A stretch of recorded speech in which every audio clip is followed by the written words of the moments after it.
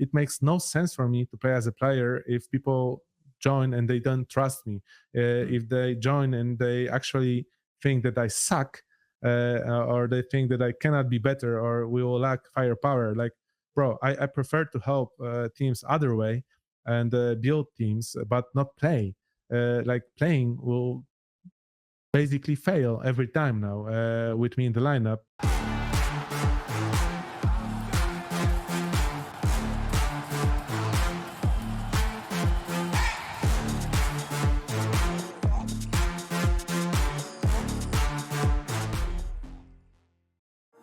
Finally, I found what I was looking for.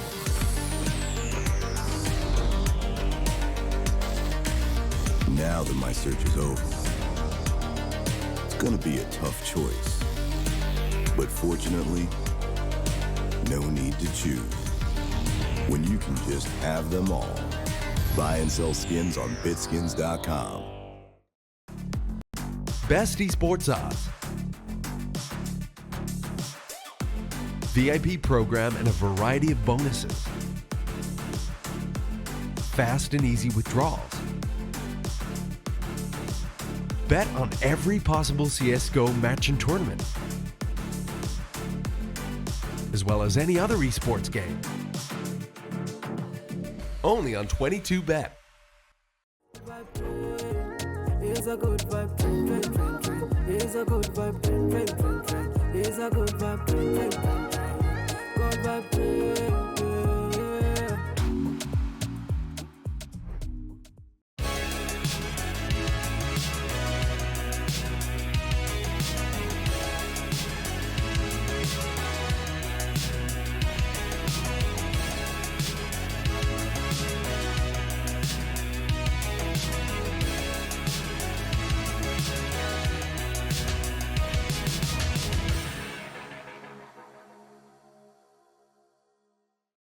Ladies and gentlemen, boys and girls, Counter-Strike fans across the globe, welcome back to another episode of HLTV Confirmed. I've got it exact. It's season 6, episode 58. I've lost track. It doesn't matter, as we've discussed, but that's exactly where we are in this timeline.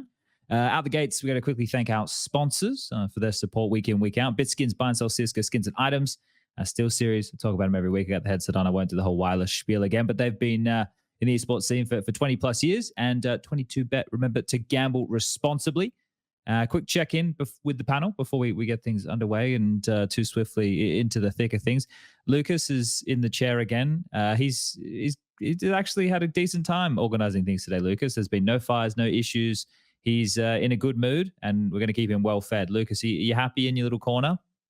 Yeah, I'm happy. Are you happy? Yeah. You're I'm happy. back after what, like 2 episodes? 2 weeks, yeah. I don't know More how than many 2 episodes weeks, I 'cause missed. we I was going to skipped a ask week, didn't we? Prof if you missed me. Well, I didn't. I miss you. I was sick. And then you're traveling. Yeah. But there's like so much more work that I have to do when you're not around. Like actually you have to try. Okay. It sucks, like awful feeling. No, it's actually a good feeling, but it's more stressful. So I'm happy that this week I don't have to do it, so I can focus on other things. I'll try not to be sick anymore. Striker, have you stolen anything else for your office in recent times? No. The popcorn thing. What movie did you see? Technically didn't steal. John Wick 4. And that's a souvenir from the movies. Yes. Okay, all right. We're up to date with. Can recommend, by the way. Really nice. The popcorn? Yeah, was it sweet or was the movie? Okay, all right. Well, that's all right. It gets Striker's approval. That's one thing we should probably bring as a recurring thing on the show. Yes. Movie reviews with Striker. Yeah, we can bring that in. Like every movie is going to be stuff, fine. Okay. So we lost the dating advice segment. Yeah, well, he's sorted now, so we got to move on. We got to. But what about the dating all advice the helps. gamers in out there? What about our guest? All right, Lucas. I know you wanted to. We can talk about segment ideas when the show's not live. All right. Last but not least, TaZ. Thank you for joining us this evening, TaZ. You've been on a spree on Twitter, mate. I've seen you. You've been like, did Elon get you riled up? You took the blue tick away, and now you've just been tweeting. Bro, I decided to buy it. Like I was like, yeah, let's get some more tweets around, and I have more time, so why not? Yeah, because it looks like you've been there. There's been some TaZ jinxes that have been established as well. I think Prof's been keeping track of some of those. Bro, that was just bad timing. Bad timing. What was the jinx? I forgot actually already. It was when 9 was winning like a lot. Oh, the Mirage game, right? Yeah. Oh dear. Like, Oh They dear. didn't thank you for that one. bro, I was like testing the curse. Like I didn't want to curse anyone. It was just, it was a test, and yeah. You've learned the limits of your powers now. It's working. Now that you're retired and into this, like, kind of moving into this other sphere of Counter-Strike, now now you're inherited the power. Like, while you're playing, you can't curse people because then you could abuse it, obviously. But as soon as you kind of transition, then you get into the HLTV, the TaZ curse, and the caster curse. Very strong, all of them. But bro, it's crazy because I really wanted them to win. I was like, God damn, they're playing really good. So there's no way they're going to lose. And like, I will write this now because then everyone will think, oh, this guy is a genius. Like way before. And then they're losing. And I'm like, yeah. Before, like, it's like 5 rounds till the end of the game. And I'm like, okay, I guess they will lose. And everyone will say it's my fault. Typical. And what happened? They lost. Whose fault was it? Mine. Not the players. Mine. I fucked up, man. And okay, we are here, so sorry. I'm sorry. Seriously. But at the same time, you lifted the greatest Polish curse to ever be in existence. So like, there's balance to be struck. Yes. For people who aren't aware, we're talking about the Mercedes thing. Yeah, that's right. That is right. It's been hung up now. All right, look, before we put TaZ in the hot seat here, let's just give everybody a quick idea of what we're going to be talking about this evening. We're going to tie off the Vitality win at IEM Rio. We're going to catch up on some of the roster changes. There's not too many crazy ones, but there's definitely some that deserve our attention. And we're taxiing on the runway to the Blast Paris Major. Prof and Striker, they know what that I've done some arts and crafts for everybody today. Yeah, some surprises. I feel like I'm getting ready to do like teach kids at school sometimes. So we've got some arts and crafts going for everybody, and well, of course, the hot seat with Counter-Strike Hall of Famer TaZ. So Lucas, roll the bumper.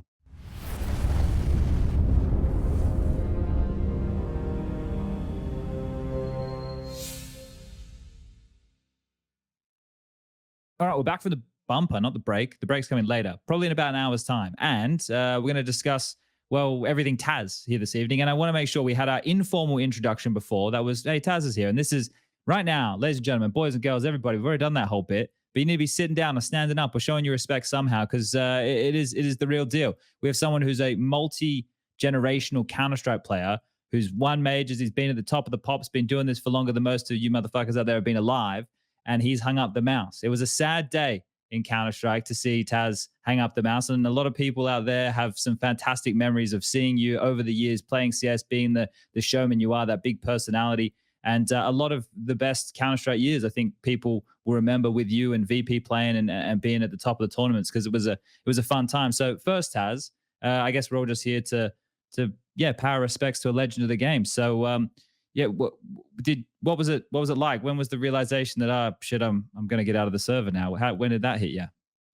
Actually, it hit me really fast because I had a team, and like the team came to me and said, hey, maybe you would like to test someone else. And I'm like, okay. I mean, I did everything I could. I actually, try to develop some things in a team. I know how to fix the start, like the lineup, how to fix the game, so we actually will be a very good team.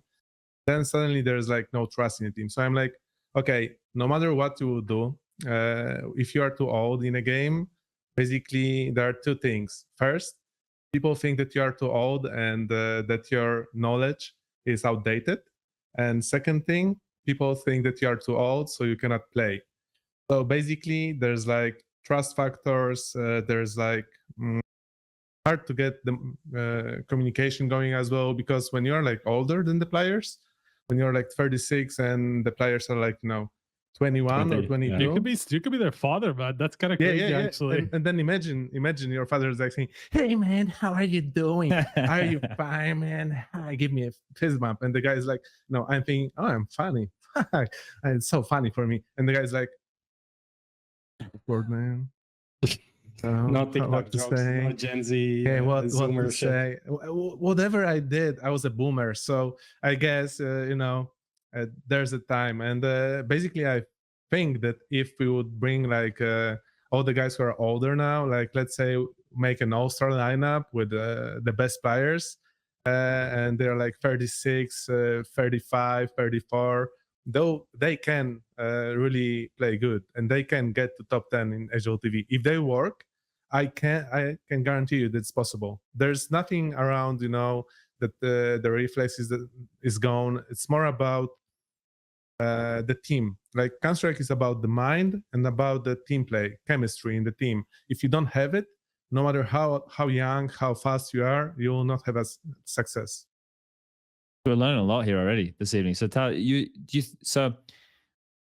think this is interesting. Where's your comeback, Chad? Well, no, you're hearing all this. Yeah, bro. So TaZ Forest. You're 2 plus years 3. younger, right? Who are Yeah. you're looking for? I don't have any kids though, so maybe that could be the bit that frees me here, the lack of responsibility. But when you're saying this, right, this is one of the questions, and we're kind of off on a tangent already here, but why the hell not? One of the conversations in Counter-Strike, and it's just continued to happen forever, right, is how long can people compete? So you don't feel that there's any real drop off, or that the young guns are learning at a faster rate or anything like that? You think it's just about how much time people are just willing to dedicate to learning the game? I think that Counter-Strike is a game like CSGO, right? It's out for like 10 years. how long? 10 years. So whatever tricks you learn, like after 2 years of playing, and you can use it like even now, like things that you learned at the beginning, they circle. So it's like the meta is circling. So you play passive, and then the guys like Furia come, and the art is running through smokes and playing extra aggressive. They're getting some cool rounds. They're getting to like deep in tournaments. Maybe they're not winning, but they're always dangerous, right?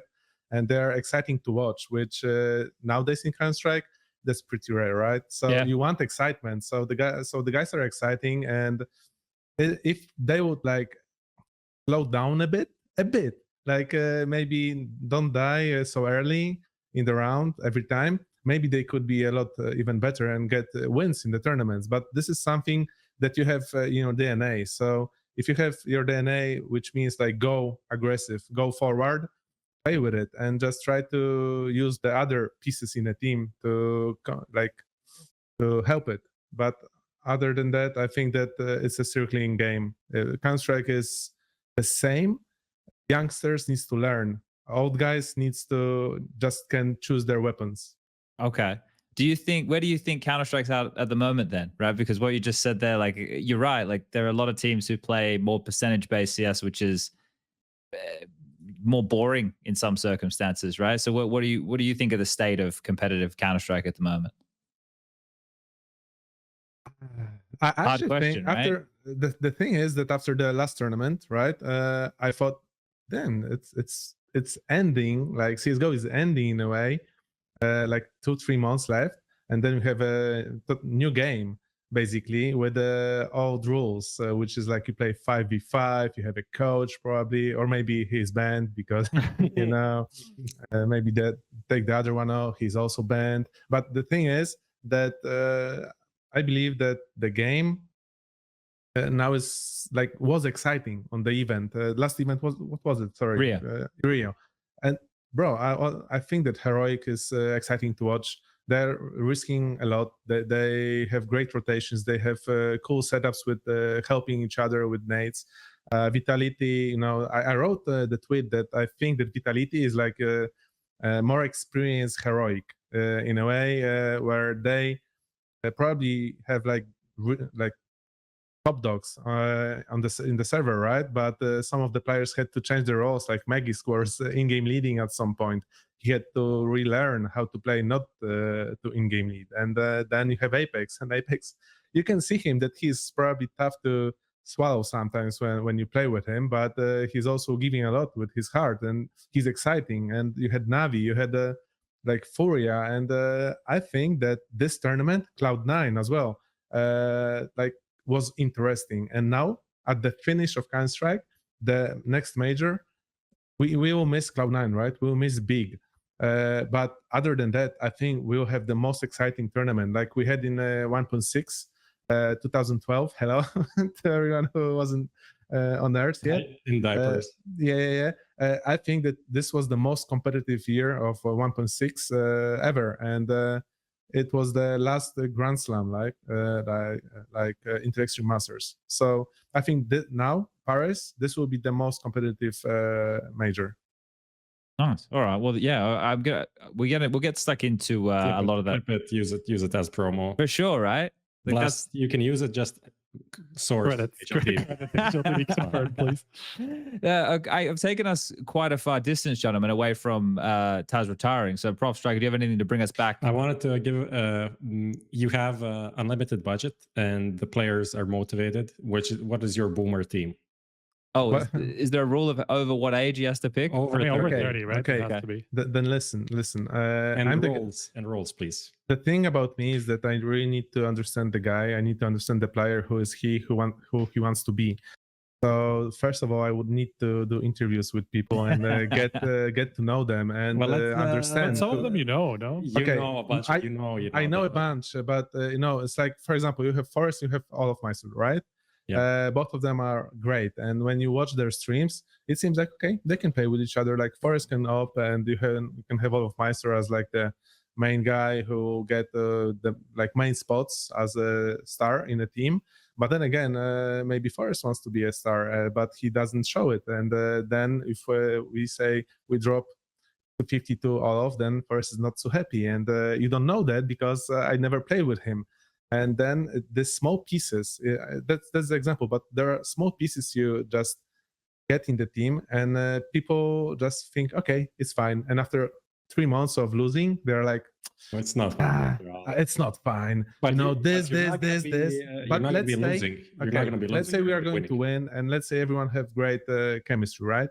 So I would probably go for all of Meister and Forest. I would pick Forest for opping. If we are going to a new game, right? Because we are also thinking about very, very old guys. What about Guardian? Maybe Guardian for the op? Whoa. Or Oscar. Guardian. No, I'll go with Forest. There's things to it because but Forest doesn't have to op. Yeah, he doesn't. But maybe he wants him to op. It's his team. Okay, but imagine that nowadays there was a statistic that Zywo had like 30% of kills with his op tournament. So I like this kind of uppers. Like in VP, we had like 3 guys who could up, and we were switching them. Like I remember there were tournaments that I was like, for the events, I was like trying to talk with Pasha that I'd really like Neo to up this event. He wasn't happy with it, but it actually gave us a lot because I thought that Pasha is really good with aggressive plays and he could do more space with AK because he has, big nose. So he's like hitting these frags and he's really good at it. So, and he was really good at it. Like the Inferno, Beep, Banana, like it was his home, and the Cobblestone, long. He was really playing well on this position. So that's what I think when I go this way. Old guys. Who's old as well? Like we need some. I think I would go with I think I would go with NBK for sure if I'm going with the old guys because I think that NBK is really good at this. NBK is only 28. NBK is not 30. He's 28. He's only 28. Bro, what the fuck? Yeah, but he's been playing for 12 years. He's playing forever, man. Forever. All right. So all right. you have 3 guys, right? And then we need another one who's really like building all the stuff for nades. Like you always need a guy who's excited about bringing new stuff, not about watching a guy on YouTube or watching demos and stealing nades. You need someone who's like Lord, like Cuban, who are like very into it, like Snacks. I remember that because of playing with these guys, I was when I wasn't in VP in Kinguin, I was sitting and watching like throwing nades on the server, and it's like late night. I'm like, that's actually very exciting, and you're very happy when after like 3 hours you find the nade, you show it to guys, and they're like, nah, I know better, and then you're like, but I was doing this all night. So if I could pick one guy, I would probably go with Cuban or Lord as this kind of guys, because I don't think you need people who have a lot of heart into the game. And obviously we have Neo, right? And I'm also thinking about Neo. But then if you have Forest and Olaf, and you pick Neo, then there's too much for me. There's too many stars in a team, and I basically didn't want to go with the Polish lineup. But then if I would have to pick, I would go with the lineup. I would rebuild the VP lineup and try to make it work. But then we would have to talk a lot with sports psychologists, and we would have to go to some car dealership and try to fix the stuff with what happened, and everything would be fine, and we would probably dominate and go to like third or fourth place every time, because we didn't win many tournaments, but at least everyone feared us every tournament we came. Like nobody knew if we will win, like if we will be the plow or we will be, you know, so yeah. Or throw, yeah. So basically that was funny. But I would probably, if I would build a team, I would focus like on getting this kind of players, like, you know, people who are very versatile.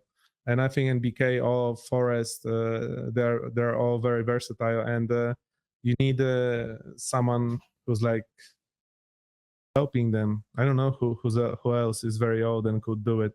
If I would go, not include me in this lineup, I would probably go with someone like Zeus as a in-game leader, or someone like with a lot of heart into it, not really, you know, brains behind it, but more about heart, and then pick Blade as a coach. So he, you know, he builds everything around it, and you can pick a very good support player around who could be. Yeah. Okay. You got your answer, Prof? You're gonna build this team? Gonna knock on Martin's door, see if you can get the money to make this possible. Yeah. Yeah. All right. Look, TaZ, as you mentioned, you know, we're always dangerous. What tournaments throughout your career? We can even go back into 1.6 days if you want. But what was your? Let's start with, we'll go with the lows. What was your least favorite tournament? Is there anything that sticks out as like, maybe not from a competitive, well, I guess yeah, from a competitive standpoint, it's probably better. Do you have like a least favorite tournament? A tournament you really didn't like attending? Is like, this event sucked. In 1.6, I think that like no matter what the circumstances were on the events, I just wanted to be there, and I was just happy that I am on the event. Even in Go, like I was happy that I'm there. And if there's a tournament I remember, like I mean there's so many, but some tournaments were very funny. Like when we were starting our era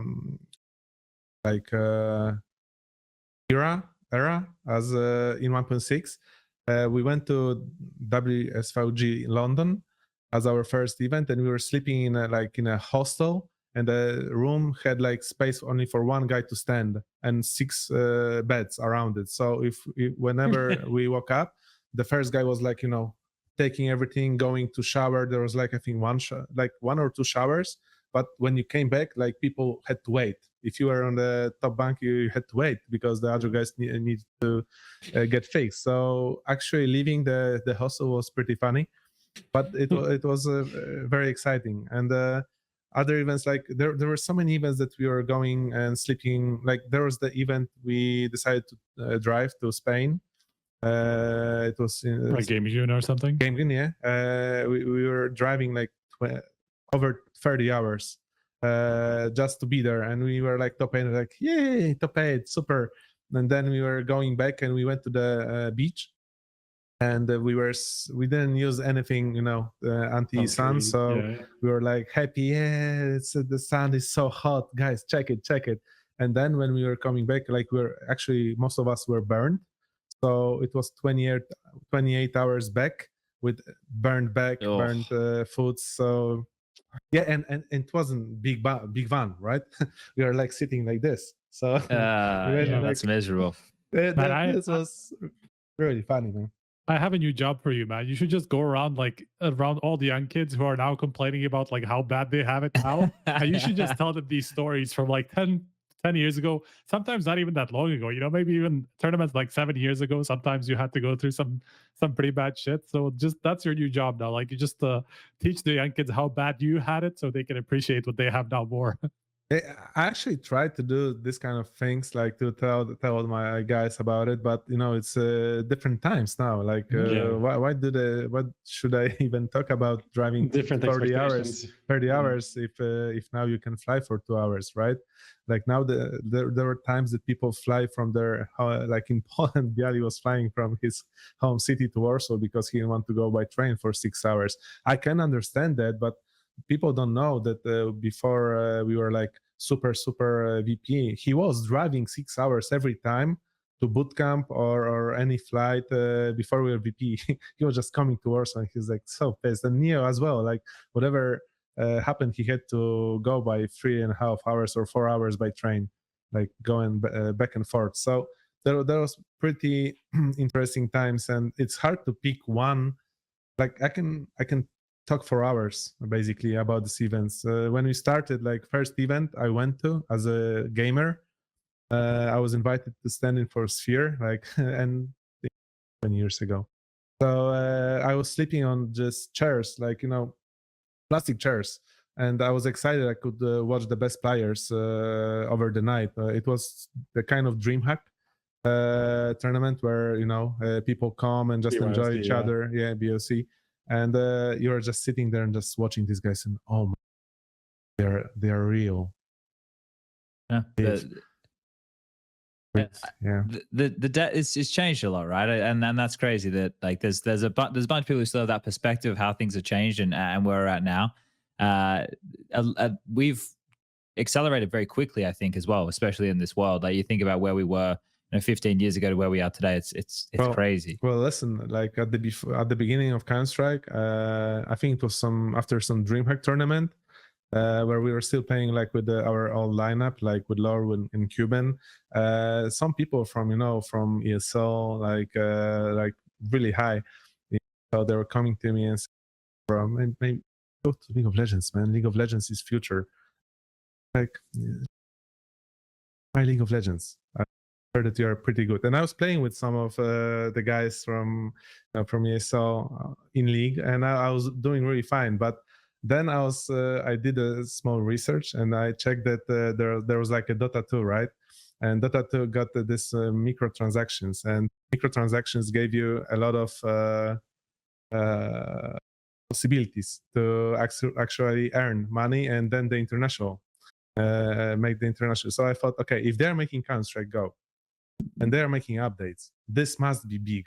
So we need to do something in Counter-Strike. No, you did.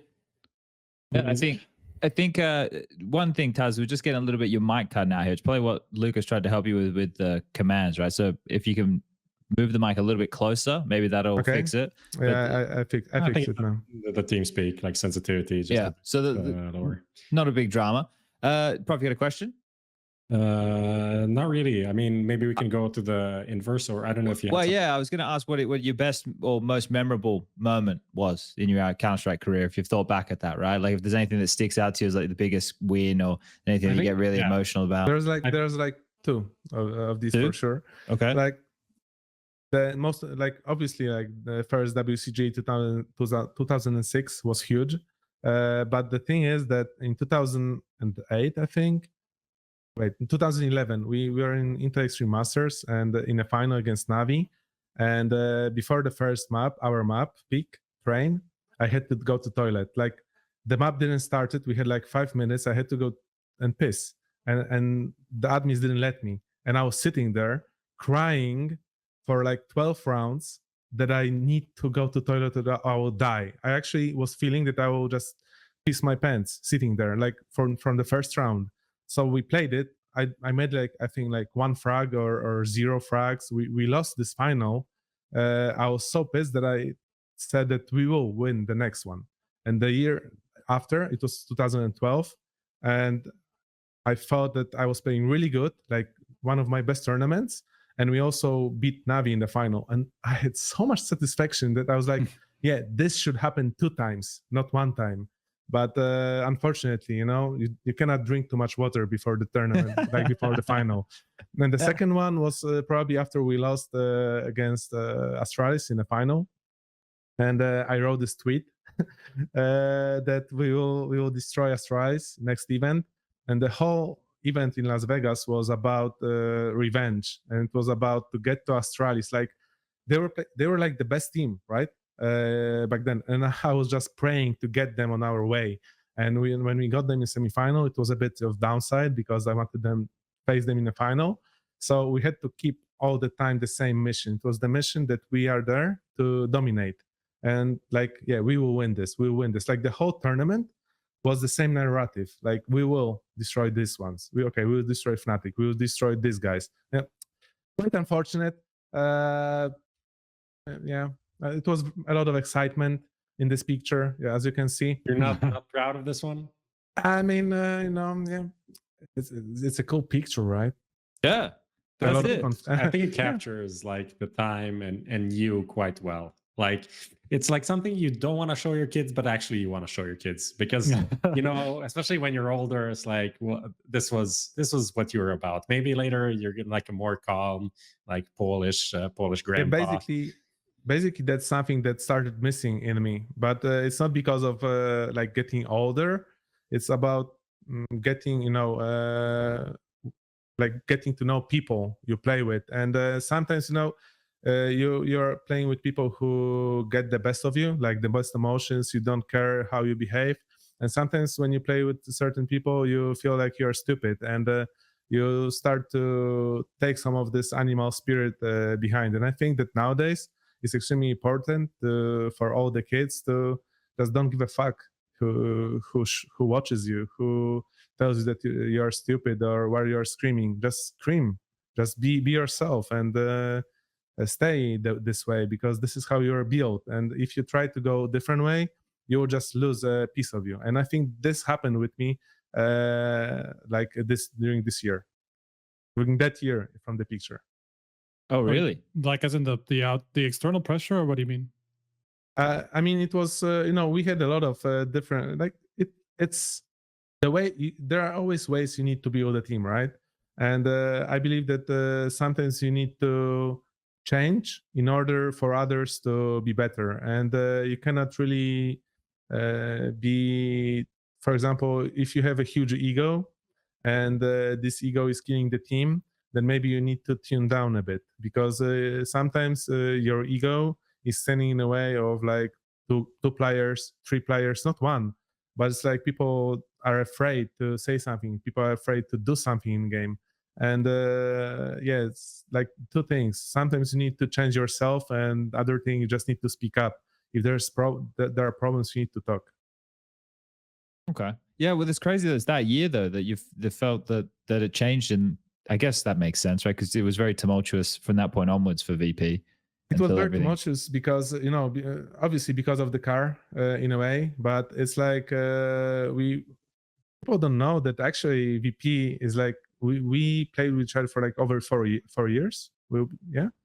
And it wasn't like that 2017 this was the crash, bro. We had so many crashes, but the thing is that every time there was a fight for it. And I can tell you that I was never so as popular as Pasha. I was never as talented as Neo. I never had the knowledge as Snacks or aim as Bialy, but nobody fought for this team as hard as I did inside the team, right? So basically 2017 was the beginning of the end, because I kind of also lost the spark during all this time.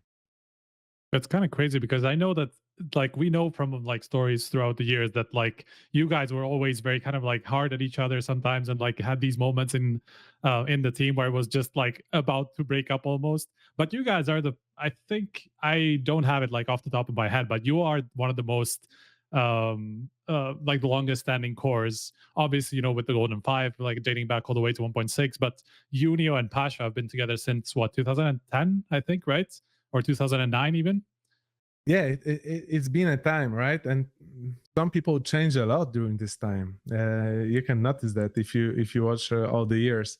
And I believe that's because, yeah, it was a fight for. I always believed in a team. Like, there were many times that if you watch our Liquidpedia or something, that VP didn't have results, or our old lineups didn't have results. Like when Pasha joined our team in 2009. It was like mostly because I didn't like. I was sitting there like, okay, this chemistry, it's not going to last too long, right? We need to do something. And then Pasha came, and we didn't have any results for like half a year. And there were a lot of talks, a lot of things in minds, but you need to keep fighting. I actually believed in this lineup. I was sitting there like, there's no way we suck so much.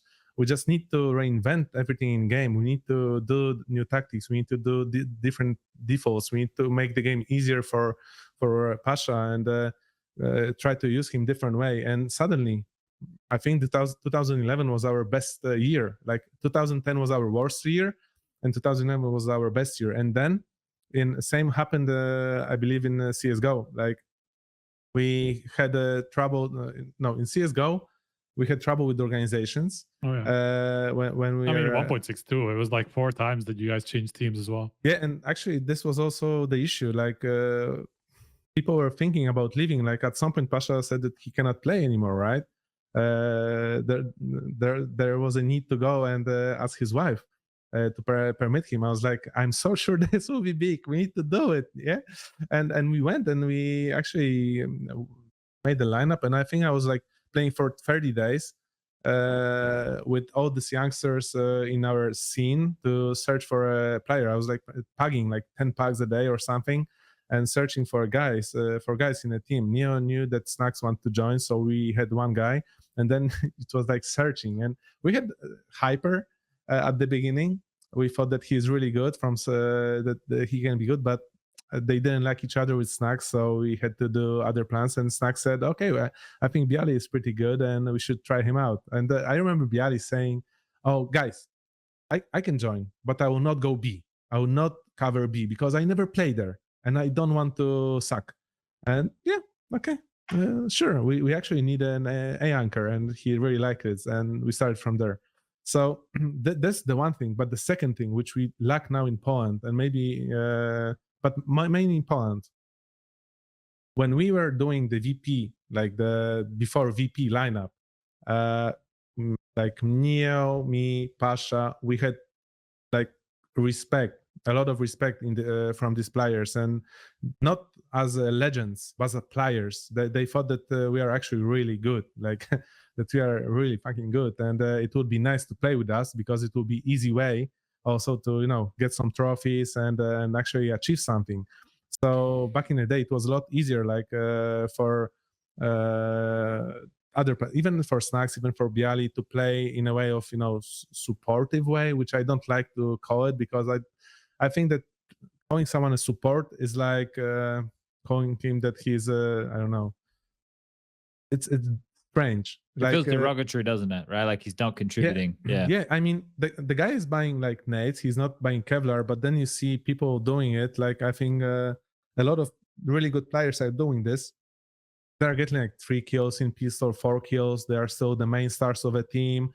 Like a lot of great players are supportive players who just don't go in first. And by calling someone support in the top teams is good. But if you, let's say, call someone support in a normal lineup who's not in tier 1, then that sucks, right? And basically, you try to put the player on support who's, in your opinion, is the weakest, like can't shoot, or you don't trust him, but he needs to play with you and stuff like that. But then again, I remember that when we had the most success in VP was when, for example, Snacks was playing the anchor, and he just didn't care about anything else, and we were playing great. He also made the anchor role look super sexy. Like the way he played was insane, like playing around smokes. And like this is something that everyone does nowadays, but not back then. I don't think people weren't up to date on like how to maneuver around smokes or do all of these plays, like push through smokes, time, all of these things, like 5-7 on a smoke, B cash, and he would like get 3 kills. Yeah, I mean, I believe that, positions in Counter-Strike, and not only in Counter-Strike, but overall, it's all about the personality of a person. And if the person is very like emotional and aggressive and stuff like that, he will not be the best anchor. Like he will not. You can trust him always, because he'll always be, guys, I can hold it. No worries, I can hold it. Go for on A, and then they go being unlucky. But the guy, the guy who's covering the anchor role, the best guy will be calm, collected. He's like Daisha, for example, right? When we started to play with him in Kingwin, he was this kind of player, but then he changed a bit his attitude towards, he wanted to do more for a team. And then when he went abroad to different teams like Sprout, right, and now Ends, he's playing this kind of game. At least he was for quite some time. So, and he was great at it. I believe that there are a lot of people who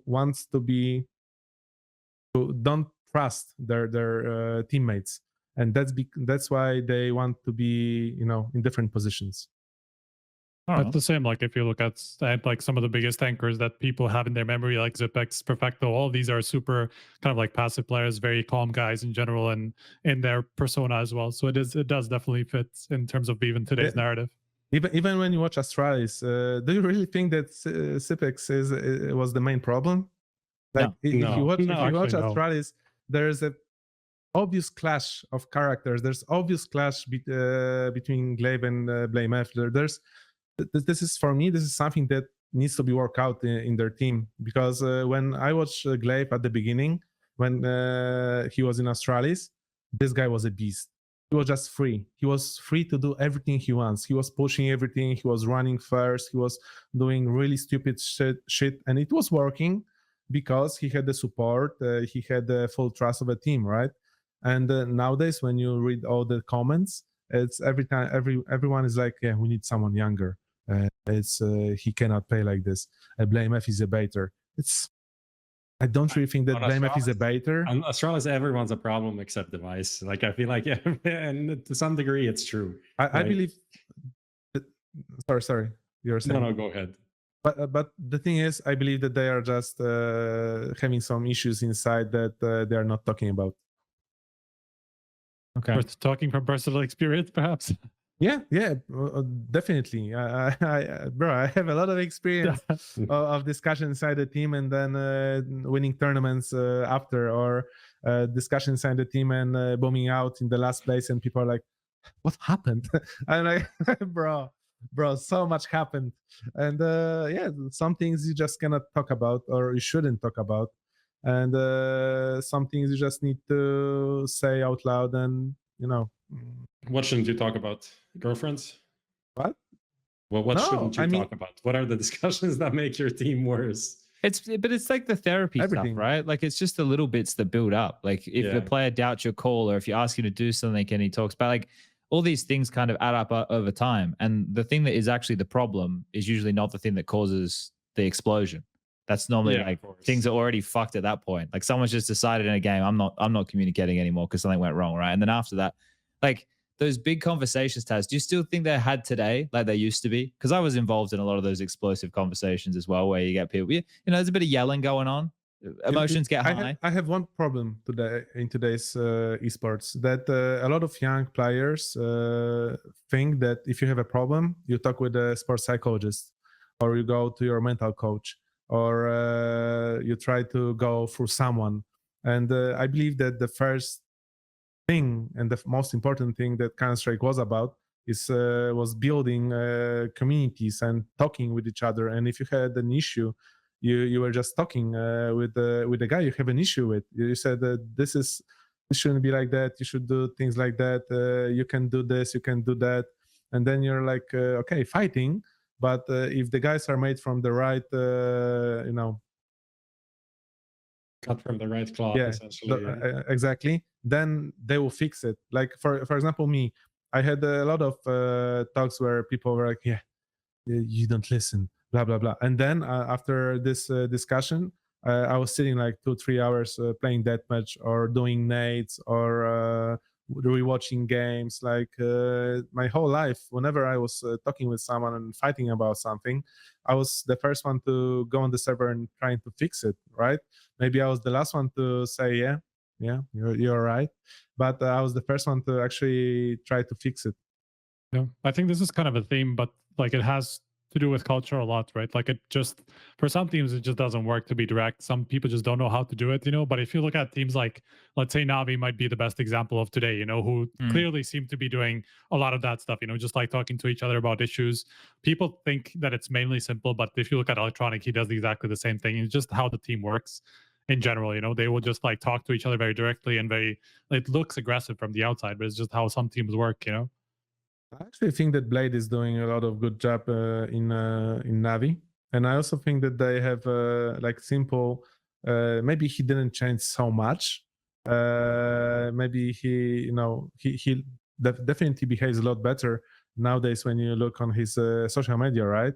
Yeah. And I'm not going to Lance for some time, so I don't know how he's in Rio, but I sometimes you see some shots, right, or you can hear the way they talk. And I think that he's still like cut from the old stone, and same goes with the Blade. And nowadays he understands Blade more than before. And I think they found Electronic, who, when you watch his interviews, he's extremely ambitious. And I really loved the interview when he said that he's better than Simple, or he will be better than Simple. And I think this is also something that gave Simple even more fire and trust in this guy. And the Perfecto, like, I like their team a lot. I just think that young players who come there, they need to be very, how do you say? Mentally strong. Yes, they need to be mentally strong, basically. Brave, and, I would say. You're going into battle, mate. Yeah, but that's I believe that with the Navi and all the top teams, when they pick the player, the guy who comes in, he's like, it's not about, I will play with legends. No, the guy comes in like, I will play with the best players in the world. I will play with the guys that can give me championships, and I need to learn. Yeah, and I need to learn. I need to listen. Okay, I have my opinion, but I need to listen.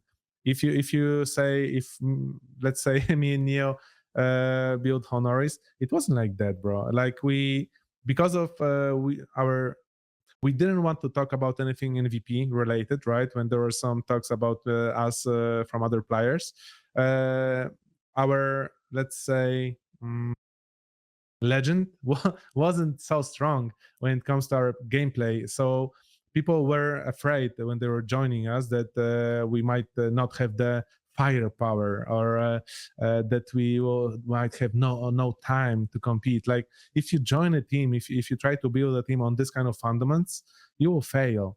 So basically, this is also one of the reasons that I decided to step down, because it makes no sense for me to play as a player if people join and they don't trust me. If they join and they actually think that I suck, or they think that I cannot be better, or we will lack firepower. Like, bro, I prefer to help teams other way and build teams, but not play. Like, playing will basically fail every time now with me in the lineup because of these things. That's what I kind of wanted to get into as well, because I mean, I messaged you quite shortly after you announced the retirement, just to see if you were down to talk or something like that. And at the time, you weren't really sure what to do next. You just knew that you weren't going to play, essentially. But now you're talking about, helping teams in other ways. Is that something that you're looking into next, and seeing what else you can do? I mean, the thing is that when I played, I feel like my competitive spirit was so high that sometimes I was very harsh for players, right? And maybe I should be a little bit, lighter, or maybe I was even too light, because at the last lineup of Honoris, like ex-Honoris, I was extremely backed down. I was saying, okay, let's do this. Maybe we could change that. Maybe we could fix that. Maybe talk with this guy. But I was like very, I don't want to feel anyone, in fear of me and stuff like that. And okay, that didn't really work out as well. So I believe that nowadays I would love to build a team. Like when I remember Henry G getting a chance to build a Cloud9, I was like, Give me that money. give me that money. I'll give you something good. And the thing is that it's not easy. It's extremely hard because you can say, yeah, I'm just laughing right now. But the thing is that it's extremely hard to do it, but it's a lot harder to do it when you don't have money. Even in Poland, there is a lot of great talent. There's a lot of great players, but you need a lot of money, and you need to understand that you need time to develop. Like you could see Cloud9 nowadays. Like, where was Cloud9 before they were Cloud9? No, they were Gambit youngsters. So there was a team called Gambit, and then there's a team called Youngsters, and now Youngsters are one of the best teams in the world. Why? Because they are playing for so long with each other, and they decide to trust in the process. And who was leading them? The guy who had a lot of experience from 1.6 and who's actually a very good player and had a great understanding in the game. So basically, people nowadays don't want to give you time, and that's pretty scary. It's probably because of the Netflix, because of all the things that we can have now, like YouTube. Like, if I want to hear the end of this interview, you just skip it to the end, and this perfect. Okay, rest, whatever, right? So people don't like, you cannot read book like that, right? But how many young guys are reading books nowadays? When I was starting to play, I was Maniac's tweet. Maniac made a tweet yesterday about what he's reading, and he's like, "What are you guys reading?" He got like 12 likes and 2 replies. Yeah, come on, but that's it. You guys don't really care about books. But the thing is that in books, even in books, you have this fights between people inside, right? Like, there are really cool talks and stuff like that, and you can learn from it. And you also can just stop thinking about Counter-Strike, because if you only think about Counter-Strike and watch movies, you get pretty emotional, and your mental state is not always in a good place. So all in all, I would love to build something really nice. Even Kinguin, right? Like, let's come back to the teams I tried to build. I could buy players I want. I pick the players I want. Then I didn't want to swap players because that's me. I'm like, I don't want to change players because I trust in the process, and I trust that I can talk with players and get the best out of them. We won Montreal, and we are here. Guys, can you give us the trophy? I know it was invitational, but think about it, right? It would be really cool to have this trophy in the achievement section on the HLTV page. Like, think about it. We beat Ants and Imperial. And that was like a big comeback. Imperial was the comeback, I think. Yeah. There were like crazy games with our lineup. But the thing is that in Kinguin, I had the lineup. It was Ralen, Mouse, Minis, Reeds. But the thing is, I had Lord as coach. We had problems inside the organization. Like, the results didn't come as fast as they should come.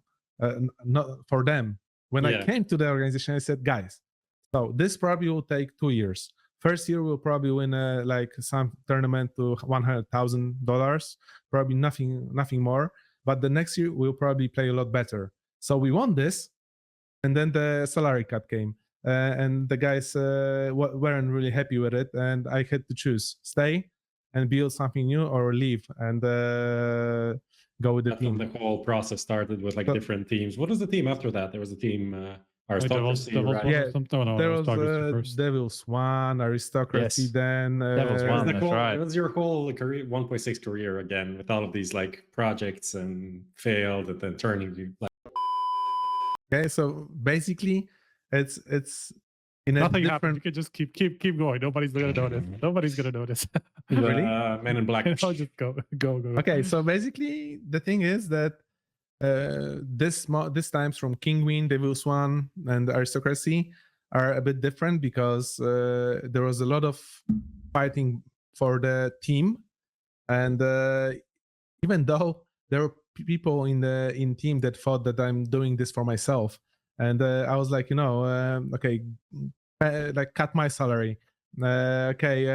Just trust me in this. Okay, then go and find another sponsor, and I made it.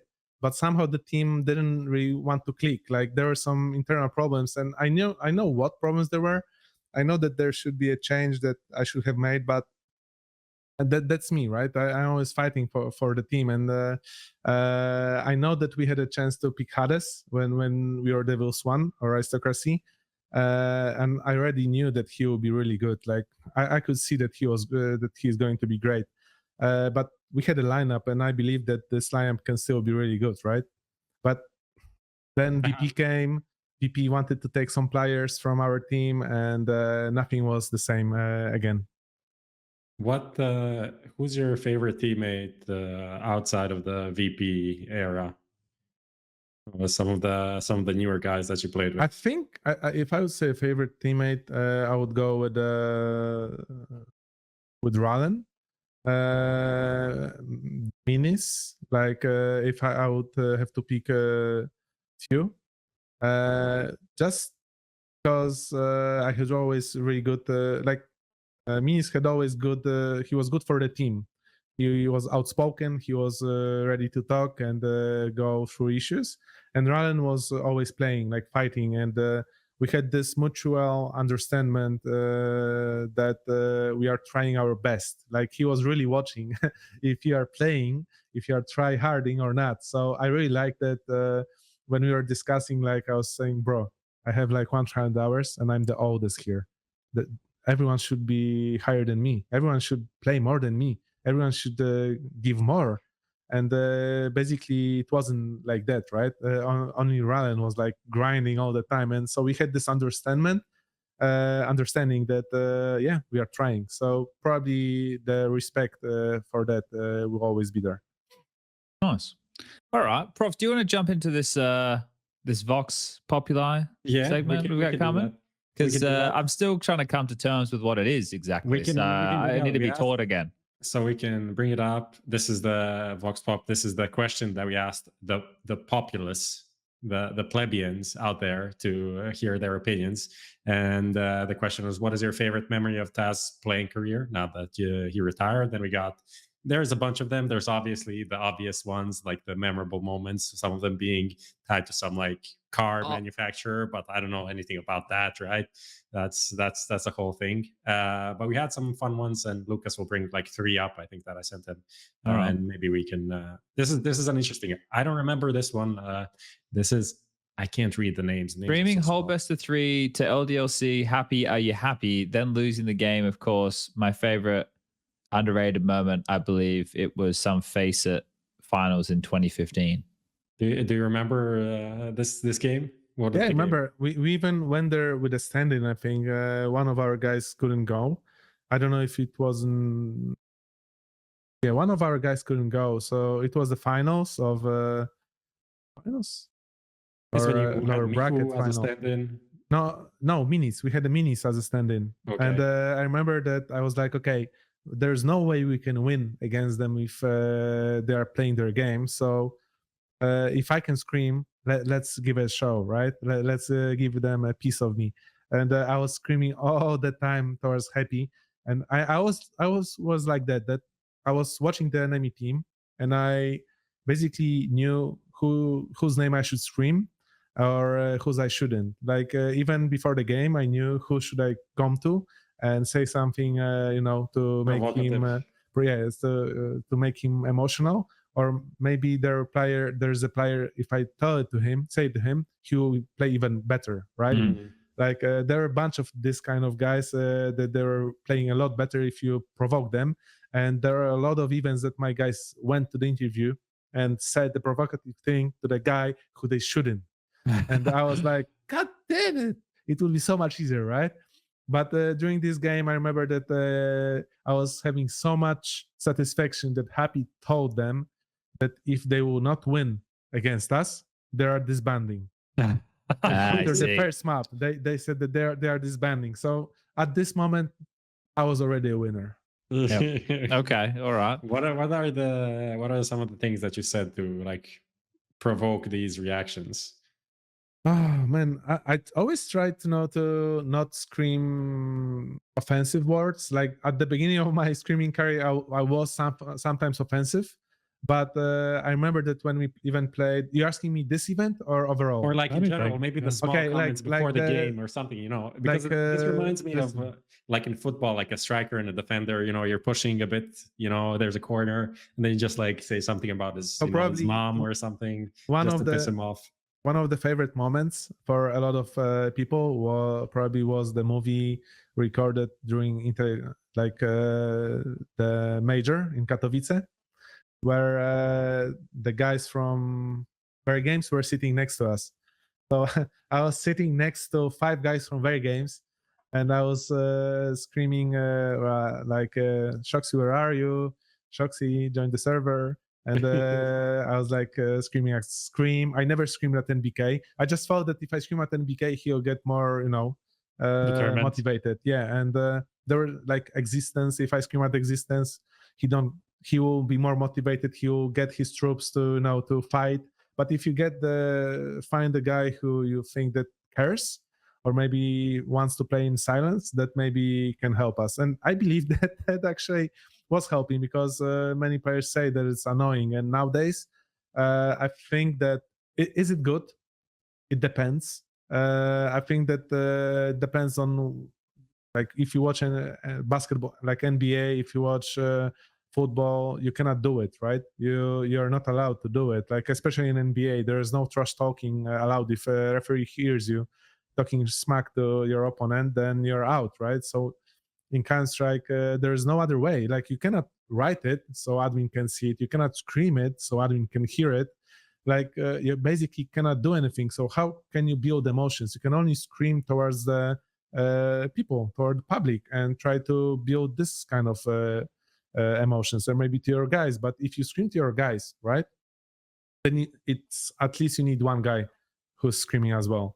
Like when I was watching Vitality play, I was like so happy when I saw Magix doing this with his chair, like I was like, yeah, man, Apex got his mates to scream.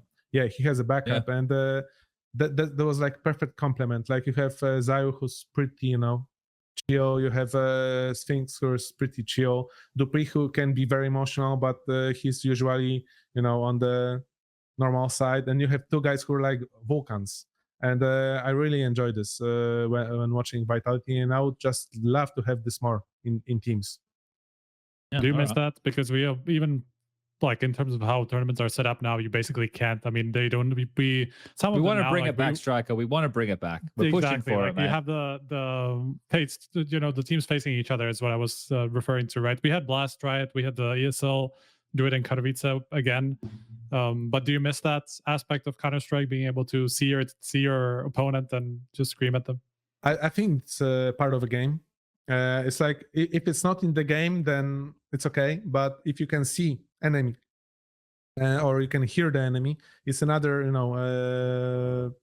like weapon, aspect of the game. Yeah, in your armory. So I think that it's pretty exciting to see it, but it's also hard to say it's good nowadays because of all the problems with the depression, with all the problems with the people sitting in front of computer all the time in a dark room. Like we are not in a good place nowadays when it comes to playing games. Like, when internet started, when like esports started, it started from internet cafes. Like, there were a lot of it was social. It was all about social. It wasn't about sitting at home all the time. People were sitting at home, but they were dreaming to go to Biok. They were dreaming to go with their friends and play and meet them. Nowadays, they don't care. They just want to green face it. They're going to face it, get 6,000 games, then maybe some TaZ watch their demos and say, oh, hey, you want to try out? And that's it, right? They want to go face it. FPL's challenger, FPL, please pick me up. And I believe that we are missing something, and we just need to create a better place for our players, and especially for youngsters. Yeah, that environment's hard to get back, though. Like, I'm with you there completely. Like, for me, I wasn't like a popular kid in school or anything. I would go to like a LAN cafe, and that's kind of how I made friends, through playing Counter-Strike at this LAN cafe, right? And you learned a lot of like being a person around other people at these events, because you weren't just with well, it wasn't just events. Like I'd go, you know, throughout the week, and it's people of all ages. So you need to like learn how to talk to people of different ages. Like it's a lot of life learnings back there in those days. Are we done with the Vox Populi I mean, there are two more. We can prof? just run through them quickly. It's a tongue just to twister give right there. To everyone. I wanted to ask TaZ a question. I'll wait till we get to these over, and then I'll get Lucas to bring something out. What's the second one here, Lucas? Let me see. What do we have? I think it was. Here we go. Hollywood Bloody hell! I don't remember My the eyes exact are tournament. getting It terrible. was 1.6. This is a memorable moment with the Poles beating SK. I think TaZ in tears, calling his mom. Getrise also in tears. Yeah. That's It the. was like an IEM. Yeah. Oh man, that sounds really perfect. Yeah. But get right in tears. Yeah, that sounds beautiful because I mean the part that I was calling my mom in tears, right? I actually was calling my girlfriend, but who's now my wife. But the thing is that I call her, baby, we won against SK, and she was like, cool. I was like, But that was it. and I was crying, still crying. Bye.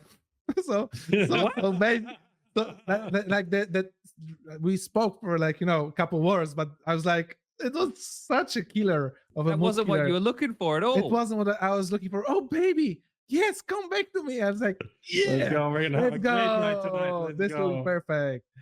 Nope, nothing like Oh that. dear. Okay. Well, Did you ever speak about this moment later?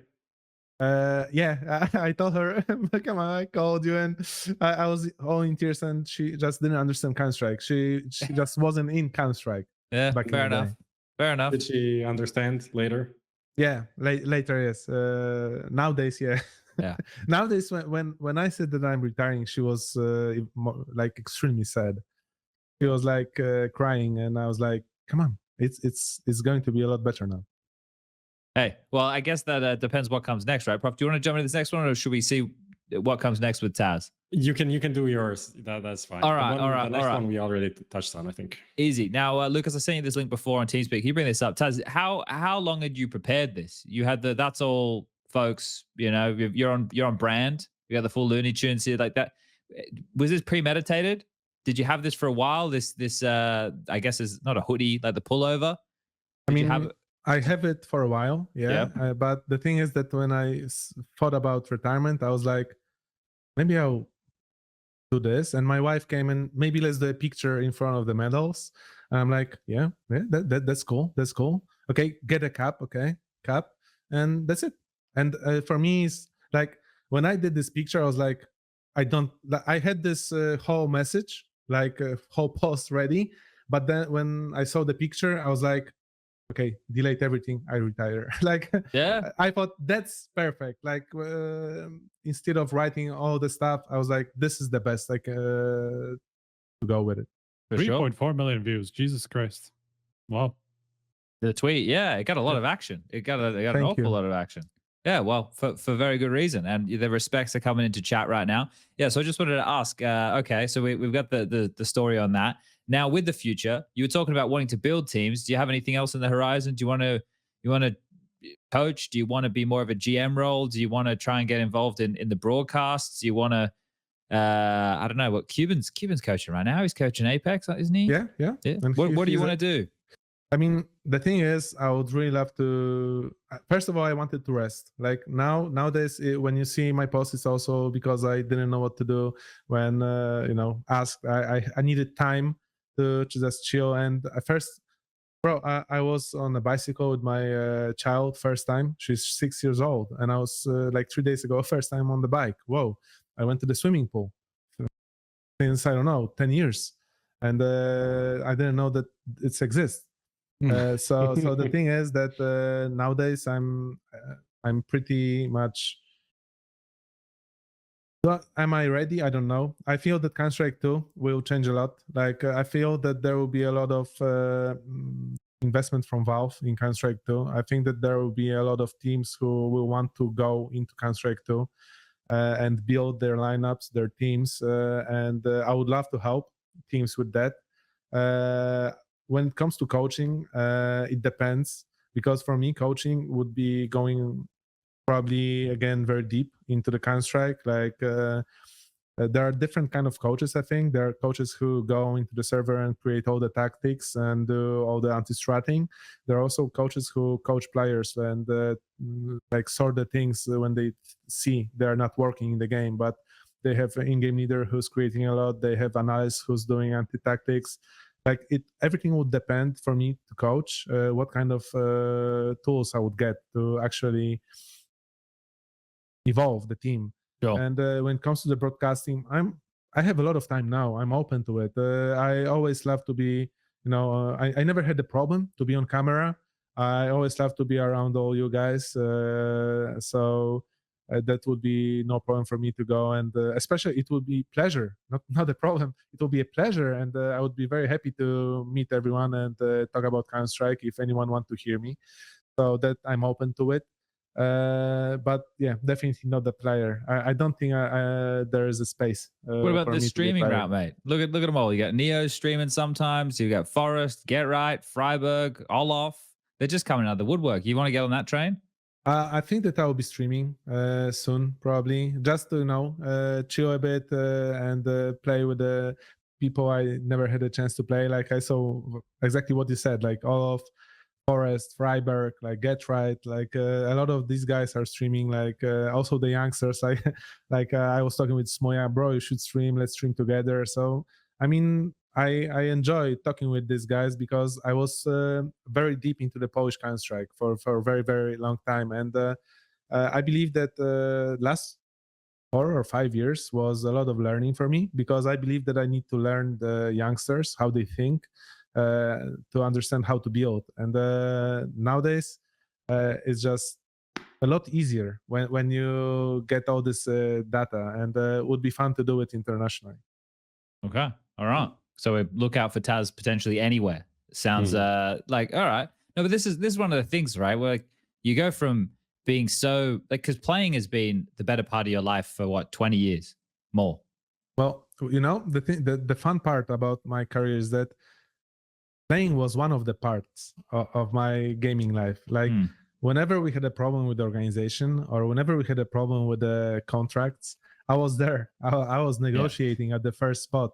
Whenever we had to deal with a very hard decision, maybe I wasn't making the main decision, but I was pushing towards the decision, right? So the thing is that during my career, I had to do a lot of outside stuff. So even going to our partners to get the partners to Honoris at the beginning when we created, right? And even before talking with some people like from Logitech and other companies, I know the drill, kinda. So it was a learning experience, and what gaming gave me, it's like probably everything. Like it's not only playing computer games and shooting in Counter-Strike, but it's also the knowledge about people and knowledge about business. Yeah, it's back in the day, it was more than just being a player, which is something that. And then if you were like the captain of the team, then it was basically being a manager as well. All right, let's jump into our little next piece. But before we get there, it's been an hour. Lucas, are you awake? Hello. Sorry, Lucas. Hi, Lucas. Can you play the ads, mate? No, I refuse. All right, play the ads and we'll come right back. Thanks, Lucas, man. It's a good vibe, train. It's a good vibe, train. It's a good vibe, train. Good vibe, train.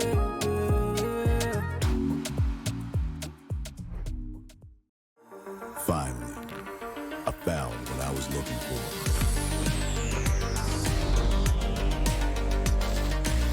Now that my search is over, it's gonna be a tough choice. But fortunately, no need to choose. When you can just have them all. Buy and sell skins on BitSkins.com. Best esports odds. VIP program and a variety of bonuses. Fast and easy withdrawals. Bet on every possible CSGO matching tournament, as well as any other esports game. Only on 22Bet.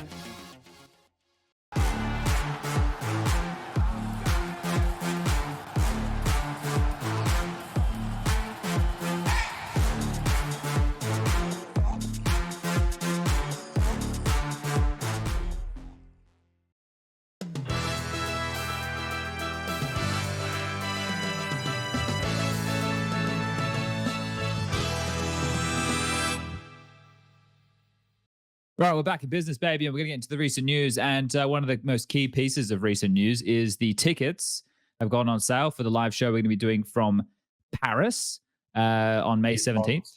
From Espot Paris. I actually don't know how it's pronounced, but I think it's Espot. Okay, so there's a link there. You can head on over there and get all your tickets. How many tickets are available, Prof? 130. So 130.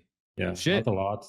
I've seen a bunch of people tweeting that they already bought some. So, and that's it. That's like one batch is going out. So grab them while they're hot. Okay, all right, cool. It's all happening. Also, so not if anyone wants to be like on a list or something, there is no list. There's no list, so you unless have to buy you're tickets. very important, then there's a list. But like if you're just kind of important, then there's no list. So when you say you're That's talking about mean. people wanting to be on a list, what you're saying is if you they want to be there for sure, just buy a ticket. That's what I'm saying. All right. Or if you already have a line to Prof and it's not just on Twitter, and then maybe you're all right. If you have my phone number, then maybe, yeah. There you go. All right, that's a good qualification. All right, let's get into this recent news. We're going to quickly fire through some of this. So Bay, Eternal Fire, my good mates over there at Viperio. I'm just going to keep changing their name now. Viperio. Viperio, TeamOne, Sprout. What's the character? Is it? I don't know. It sounds like one. I don't know. And Astralis have all made changes. Bait benched a guy. EF put X-Flat on the bench again for the third time. The Brits made some changes. TeamOne don't have a team.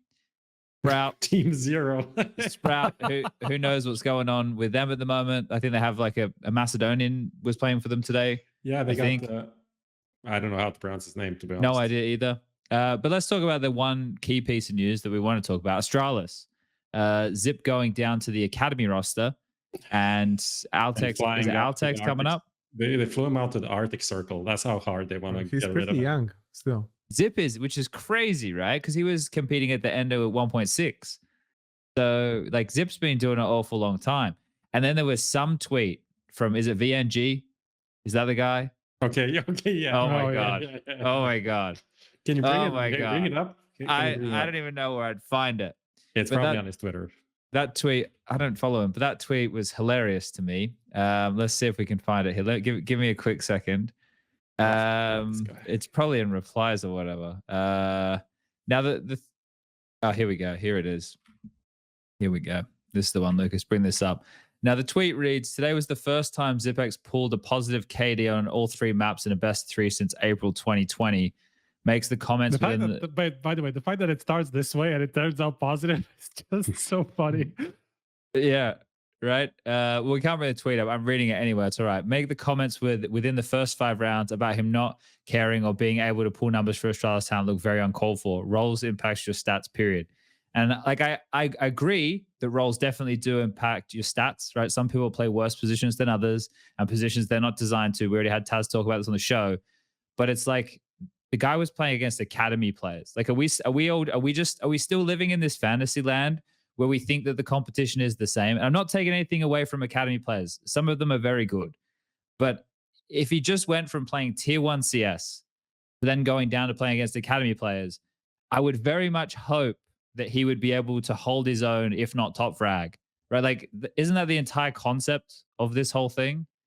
Like, that tweet, it was funny. It was good. It made me laugh. It was a funny moment. But seriously, about this, you want another funny thing? Yeah, I like funny things. They actually lost the game, so. Okay, well then it's kind of hilarious. It aged like milk for a moment. But what do we think about this? Like, as TaZ pointed out, Zip's still young, but I don't see him returning to the starting roster of Astralis to be competitive. I think they're kind of past that now. Well, hello. Wait a bit. What are we eating? This is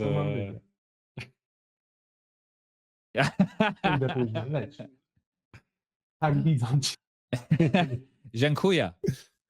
I don't know goodbye. I don't know. I closed the door. Is, I don't know what happened. Yeah. Dzień dobry, hello. Well, we were talking about Astralis, but it's not. I don't even think it's that important. Does anybody have anything they want to say about Astralis? Because I don't really. There's not much I can say here.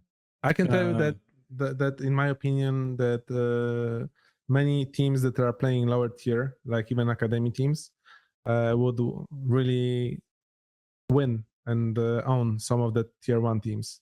The Because- academy teams. Yeah, like even prospects, right? Like even prospects, they could win.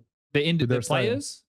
Yeah, the player, like the team prospect. Oh, the zero, oh, Zero zero, Zero zero Prospects. prospects. Now they're Sorry, just sorry. Prospects. So I forgot they rebranded because 00 prospects was also a hilarious name. Yeah, there are some teams that can win against better, like top teams. I- It's when it comes to players and shooting, these guys can shoot as well as the like the tier 1. So if Xyp is getting positive, stats, it means he can shoot. you think it's a good sign? To be honest, like in some of the games that they played at the RMR, he was top fragging, at least like top fragging a half. Like he was holding his own, like he was getting multi kills on like anchoring Vertigo or whatever, or playing mid, I don't know, like mid to B. Like he was getting his shit done. The rest of the team was non-existent in some of these games. And realistically, he's not the He I wasn't don't the wanna problem. I don't want to say he's not the problem, but he's not replacing him is not the solution either. It's kind of like the Like an inter the Busters situation. inter situation. Yeah. Yeah, it's like maybe if it was a part of like more changes, you could say like, yeah, this is good, and in itself, it might be good as well. Like in the long term, I don't think we saw Xyp and this team being better or like making a big positive impact. Like he was there where he was, and like they needed something to improve, and he wasn't going to give it out of nowhere. But it's not. This is not it. Like it's not. And guys, tell me one thing: if there was still a world that config was in a team, there was config, blame F, device, Xyp, and Glaive. Do you think they can compete? I still think they'd honestly- have the same kind of issues still of Yeah. some variety. I think that some of them, those issues would still be there. I agree with what you say about like it being probably an issue with Glaive and Blame, which is probably to do with the philosophy of how they approach the game. And I think when Blame got thrust into an in-game leader role with complexity so early, and he had success early, it probably tainted his perception of the way things should be run. And then I think that there's obviously been some pushback against Glaive, and because Glaive needs to refresh the way he plays the game to be a bit more in the current meta. So I think there's a couple of problems there. I don't know. I think they would have been more competitive than how they are starting things off now, but in the long run, it's hard to say. I can tell you that there's also the issue that coaching staff is bringing, right? You have players, and then you have coaches, and then you have fans who, comment all the games. So everything creates a big problem inside the mind of players. And I think that Glaive is in this very poor situation where he hears fans, hears coaches, and is a captain of his team, or is he? Yeah. Right. Yeah. I feel that's probably that's a the thing. fair cliffhanger to leave us there's a on. confidence problem there for sure. Like at this point, like I'm sure if there wasn't the awful period that the Astralis have gone through over the past 2 years, this would have been a different team. That it just gets into your mind if you're just not meeting your expectation time and time again. So eventually you will be worse than the sum of your parts just as a result of the mentality. So of course that's a part of a problem, and it's going to be until they start turning it around.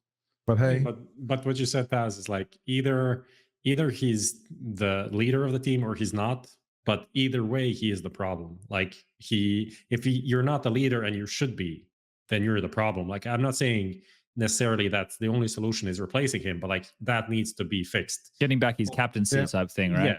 Yeah. Right? And if he is the problem and he is the leader, actually, then they're not playing well and it's his responsibility. Yeah. Like for me, it goes to him. And it doesn't matter if he has a blame F in his team that wants to do his things his way. Like I don't see it. Like either you're the IGL or not. Like there is this is not like, I don't know, NBK happy bullshit, like half leader stuff. Like you have been the IGL forever in this team. You won 4 majors. Like blame F can fuck off. Realistically. Wow. Look at the aggression out of this guy.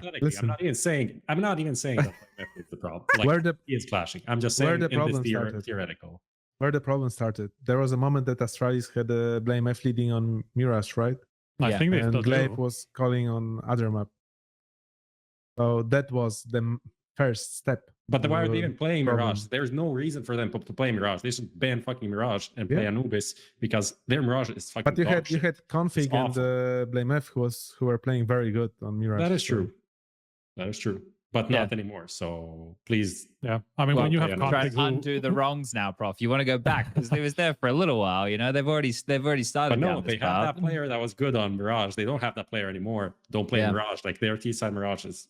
Really, and also Anubis came after that, so like they should have just given up on Mirage immediately at that time, right? And I feel like playstyle wise, it would be better. Like their T sides have been a struggle on Anubis. I feel like it's pretty easy to play the T side. Like why are they overcomplicating with Mirage that it's such a boring map? Like, but there are so many things that happen in a round. It's very intricate. To, and that is the problem for them right now. They're really struggling in those like 3v3s so much that just avoid it. This is probably a good time, don't you think, going into CS2, just to having these new guys? Like the end of CSGO for Astralis is probably not going to have too many opportunities, I wouldn't imagine, right? Like what are we looking at here? I don't see them winning any trophies before we switch games. Maybe they're just getting ahead of, I don't know. I don't fucking know. But it also feels that a lot of really good talent was stolen. Like Sprout took Stare and but that's classic Astralis missing the boat, man. Heroic, like they didn't want to move. Yabi. Because they didn't need to move for so long that they were like chilling. Yeah, but that's kind of crazy, especially now that you look at Yabi, you know, that no point, you know, Copenhagen Flames were on sale for such low money for such a long time, and none of them even got a chance. You know, none of them even, if they were tested, we don't know, and I don't think they were. I think we would have learned by this point if any of them were actually in real consideration for Astralis. But like that is still to this day such a point of confusion for me. For me, crazy thing is that Yabi was never like, you could never see this in Copenhagen Flames, that he will be so good. That is true. But he was he got activated in Heroic. So kudos to Heroic, I guess, for activating him. And I think I saw a tweet about it that I believe that Stavn is one to thank to as well, because he changed his positions as well. I think giving some room to Yabi. Yeah, and that's working perfect. So nice. Well done.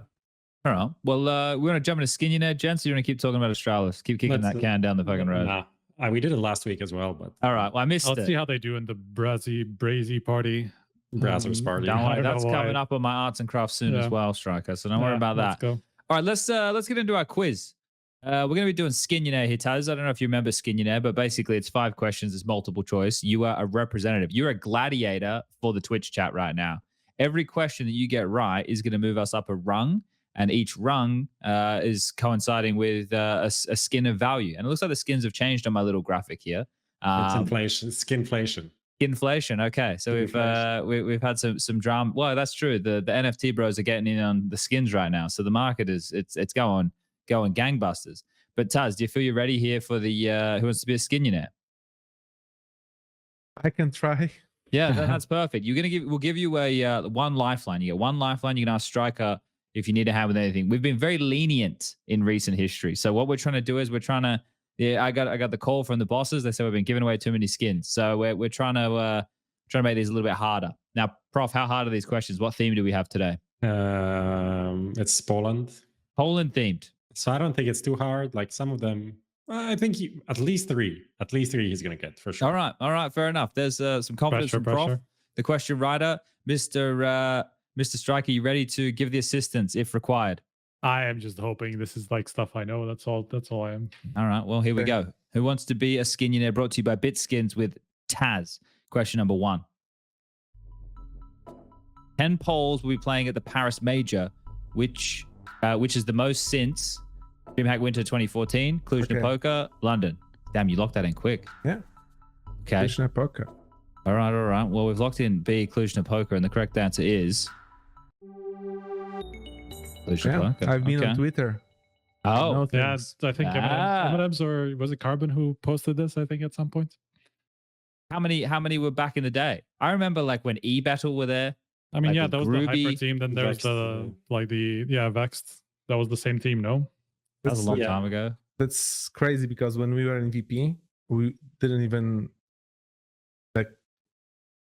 we didn't even care that much. Like we were so outside of Poland, so it was even hard for me to remember that in Cluj-Napoca was so many of guys. Yeah. But I remember in Cluj-Napoca that some of the guys were coming to the room and talking smack about their teammates. So oh shit. Okay, well there's some more juicy goss for everybody. Well, we got 1 from 1. Let's see if we can get 2 from 2. Question number 2. Which Polish player has claimed 7 MVP medals in his career? Neo, Pasha Biceps, or Snacks? Is this including 1.6 or just CSGO? Yeah. Just CSGO, just CSGO. But Okay, some of there you them- go. Yeah, That's some of them we CSGO. only gave later because they were like from 2013. Oh, the backdated ones. 2015. Wait, so wait, who had more? Who do you think was the bigger star in your wins? I think Snacks had bigger impact, but it was between Pasha and Snacks. And Snacks was, Pasha was higher than him in 1 year when it comes to MVP. What about top 20? Yeah, in top 20 he was higher, like Yeah, Pasha. But once. 10 seconds, TaZ. Okay, I There locked we go. in. Let's see. I Locking think- in I Steve think for you got it. TaZ. This wry grin on Prof's face. I think it could be Pasha Biceps here, but the correct answer is D. Snacks. All right, that took a while. I thought my heart fucking stopped. There's I thought no I'd way died. mine too. to that many, no? Is it- Is it 3? How many did Pasha get? 3. 3. Okay. He has a major one, right? Yeah. Don't Yeah. they count for like 5? Isn't that how that works? Well, we can do that math. We can some other adjust day. it. All right. Yeah. All right. It would be on a scale. All right. Question number 3. We're doing well. Here we go. Here we go. In which year was the last big event won by a Polish team? 2017, 2019, or 2021? Last big event won by a Polish team. Yeah, it's pretty easy, right? Hey, 2017. Okay, who won It's it? got to be Vegas, no? Catalyst. The Go beginning nine. of the end. The problem with that was then we had the major like a couple weeks after. It was really quick after the and No, then we had the major couple weeks before, no? Before, Vegas yeah. was oh, after. was it before? Oh, We- fuck. Vegas was We February. got so- bro. Oh yeah, I Lucas. read, yeah. Yeah, we're waiting on We- Lucas. It's first, we alright. got our ass whooped in China. Oh yeah, The- WSG was first, Yeah. then major, and Then then this. we went to major. Got our ass whooped in the final. Then we went to Well, Vegas. ass we whooped, did I the think- cash. Your cash ass for whooped, cash I as think well. it's kind of is a little bit was inaccurate painful. considering. Yeah, I know it was painful, but it was Very. close. E-League liked it so much they did it again, TaZ. Yeah. That's how much they liked it. We had a whole event. There was these. I There was really these like jackets. E-League. Yeah, they're gone now. They're never coming I back. miss them. Yeah. Well, fuck. In that part of 2017, I'd only been retired for like 6 months back then. That's how long ago that was. That's fucking crazy. All right. Question That was number. way before the Astralis era, by the way. That was their first major. Yeah, right. It was like a year before anything like God really damn it. started with them. God damn it. You could have stopped them, TaZ. If you'd only won that major, you would have ruined their team. It would have been. They never would have happened. Okay. Question number 4. What placing did NAVI Javelins record in the latest ESL Impact regular season? First in group, runners up, or did not qualify? Yes. I would tell you, I didn't even know the NAVI Javelins were Polish. No. Latest regular. Latest Oh, Impact it's- yeah, regular they- season. I feel like he's only brought this because they must have done something good. Are these the ones that beat Nigma Galaxy? Someone I beat don't know, Nigma bro. Galaxy, didn't they? That is. Actually, I don't think so. That was I the think it was IPM, young. pretty sure. Yeah, that was not young. Then just what Nip I would Impact. There you go. say I'll go this. What are you clicking? I'm afraid. I'm between first in group or runners up, but I don't think. Are they runners up? There are 2 groups in the impacting, just so you know. 5 That seconds. helps or confuses. 3. 4, Two. 3. Let's see. Runners up. All right. Going with B. Let's find out. Lucas, give us the reveal, please. Hey, first in group. Okay. Well, this is where it gets. This is All right. so this is where it gets hard. He's throwing some fucking curveballs It's at a us. curveball. It is a Thanks, curveball. bro. Because there was also one time they didn't. Oh, they didn't qualify. Yeah. But they did good. We're Okay. back on the right path now. All right. Question number 5. Let's see if we can salvage this last one here. Outside of XVP players, who has the most maps played on HLTV? 2,183. Innocent, Rallin, or Spiro? Oh dear. Whoa. They've all been around for a very long time, haven't they? Innocent, It must Rallin, be or this. Spiro? All right, we've Really? locked in Really? Spiro. What was the last one? All right. It must be this. Really? I feel like it should be as well. I if feel you like it consider should be just one of overall the maps. other two. No. Really? Yeah. I would have feel- gone for Innocent, honestly. All right. Well, we're about to find out. Lucas, give us the reveal on question number 5, please. I mean, the Mac is also a nice skin. There it is. Okay. Bang. 4 out of 5. So the M4 up for grabs for one lucky winner in our chat right now. We'll be drawing the winner. TaZ, you got 4 out of 5. How do you feel? I'm disappointed because the last one I should know. Like the one before, I should know. I don't know. Profs out here. I'll throwing get some updated. curveballs, making things. Yeah. It was a curveball. It was a curveball. We have the winner. It is Kreitz. I guess that's how you're going to say that. KRE1T capital Z.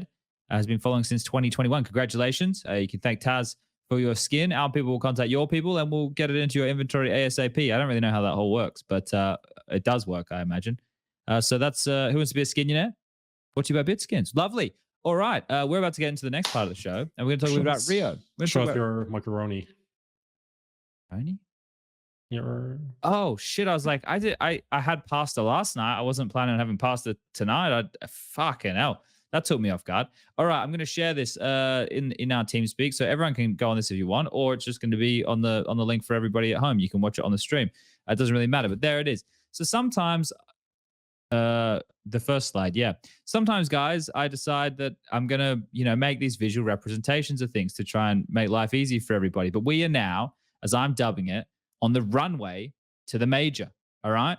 We're taxiing. We're not so ready. Beautiful, man. I love this so much. Now, as you can see, I've constructed here a runway. In case there's any questions, Prof, can you describe the elements that make this a runway for people? What makes it a runway is obviously the asphalt, which is white in this case. There's the line on the middle, which shows the plane where they need to land, where they need to position themselves, how they need to center. Although these planes are not really following the lines, they don't really care about the lines.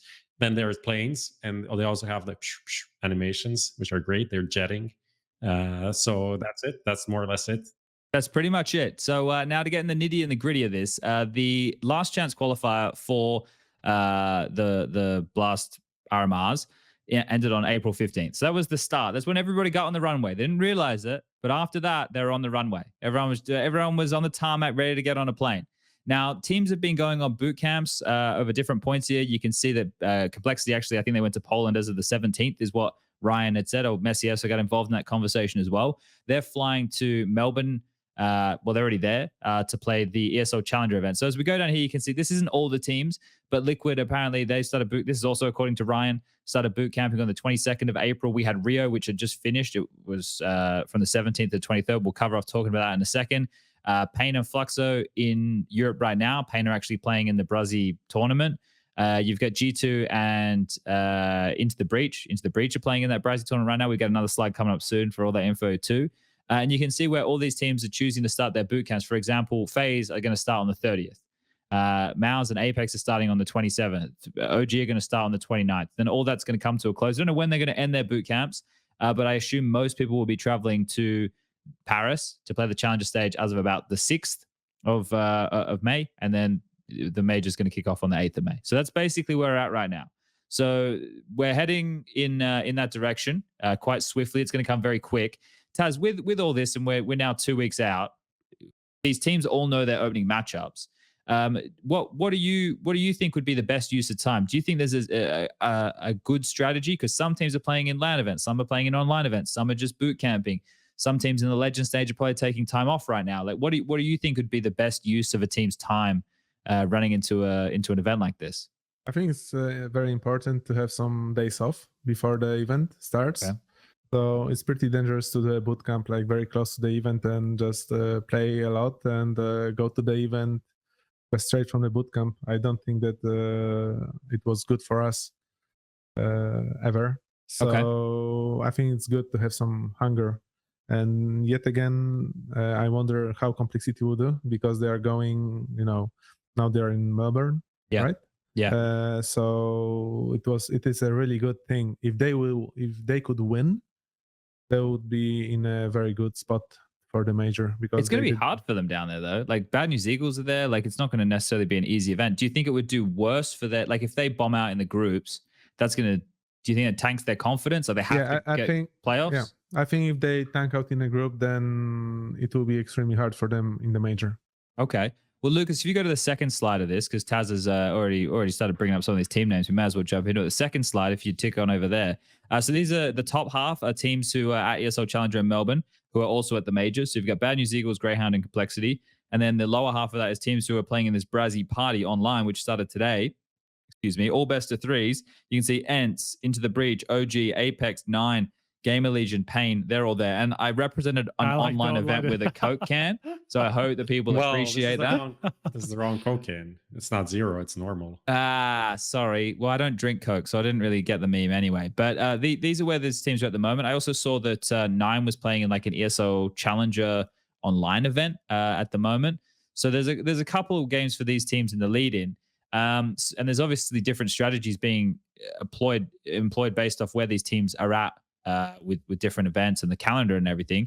It is good to see the Brazilians getting over to Europe, like especially Fluxo and Pain right now getting over to Europe, and they'll have a good, 2-week boot camp. I'm sure they won't go home before. It just wouldn't make any sense for them.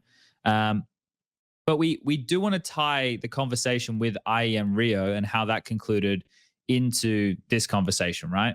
Because with that initial timeline graphic, you saw that some teams were already getting underway as Rio was coming to a close. Some teams at Rio, if you're a Vitality, for example, you get to skip the Challenger stage and you'll be there for the Legend stage. So you can start your boot camp a little bit later.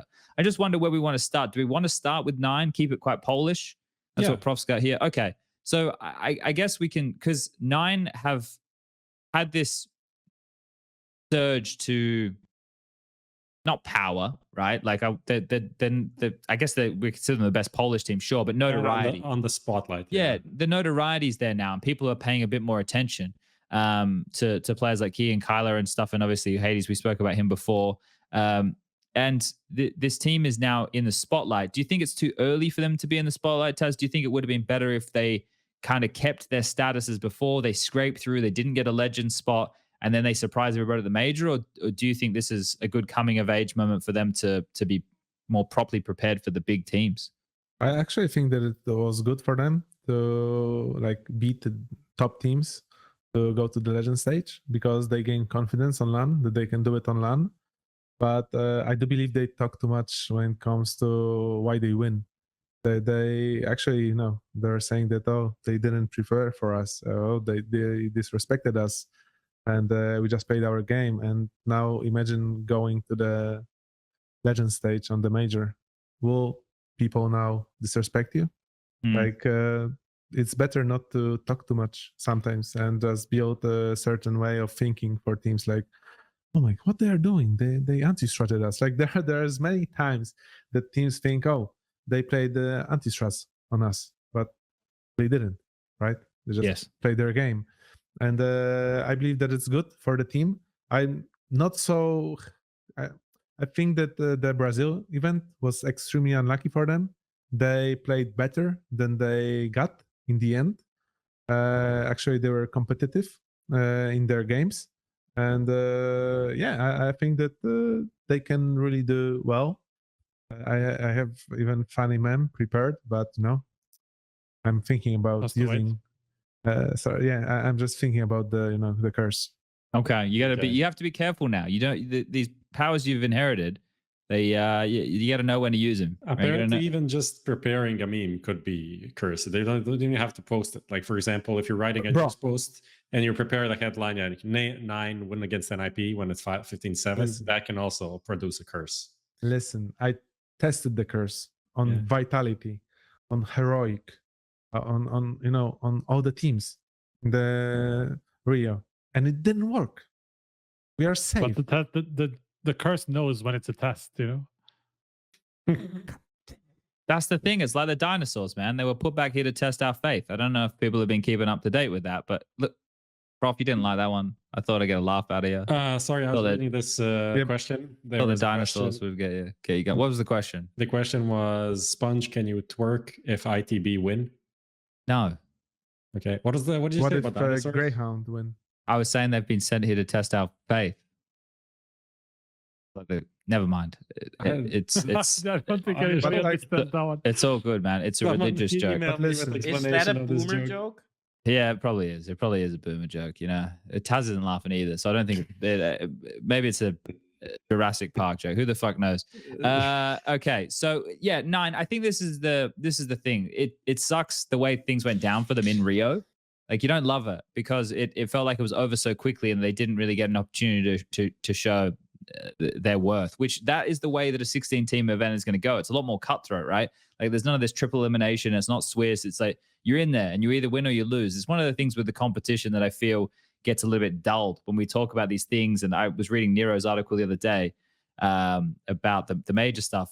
Like, there's so much focus on these good teams and making sure they perform, but it's competition. Like, you can rock up and have a shit day and that's it. Like, that's the whole point of it. Yeah. The whole point is you meant to be able to rock up. You don't meant to get like 100 chances to do something. And if conditions suck or you have a bad day or someone's got, a stomach bug and is shitting themselves or was like TaZ was saying needs to piss and then they don't have the focus on the game, that's just the way the cookie crumbles, unfortunately. So I want to see more of them. I think Counter-Strike, we always just say this with VP, the Counter-Strike events were much more entertaining when they were there. And hopefully if 9 can become the Polish powerhouse now, and we get them in a Katowice, we bring back some of that Polish power in the arena. That used to be sick when you boys were out there. Like you could really feel it.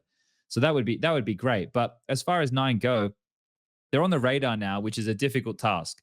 Once teams know, like Vertigo for 9, if anyone is playing 9 on Vertigo and best of ones in the major, what are you doing? Like, why? You have no excuse now. There's no reason that you should be falling into their comfort picks or disrespecting. Like, take them to middle ground like you would with any other good team. Do your prep properly. Man, I liked what Heroic did to them essentially in the opening. They literally went to Ancient that Heroic barely plays, but they know like that's such a discomfort for 9 that's where they went. They just knew that they were the better team, and if they go to a map where they're not super comfortable, they're just going to be good. And that literally is how it worked out. Like, this is just a strategy that more top teams need to employ, I think. But the thing is, I will tell you that I believe that 9 has perfect lineup for Ancient.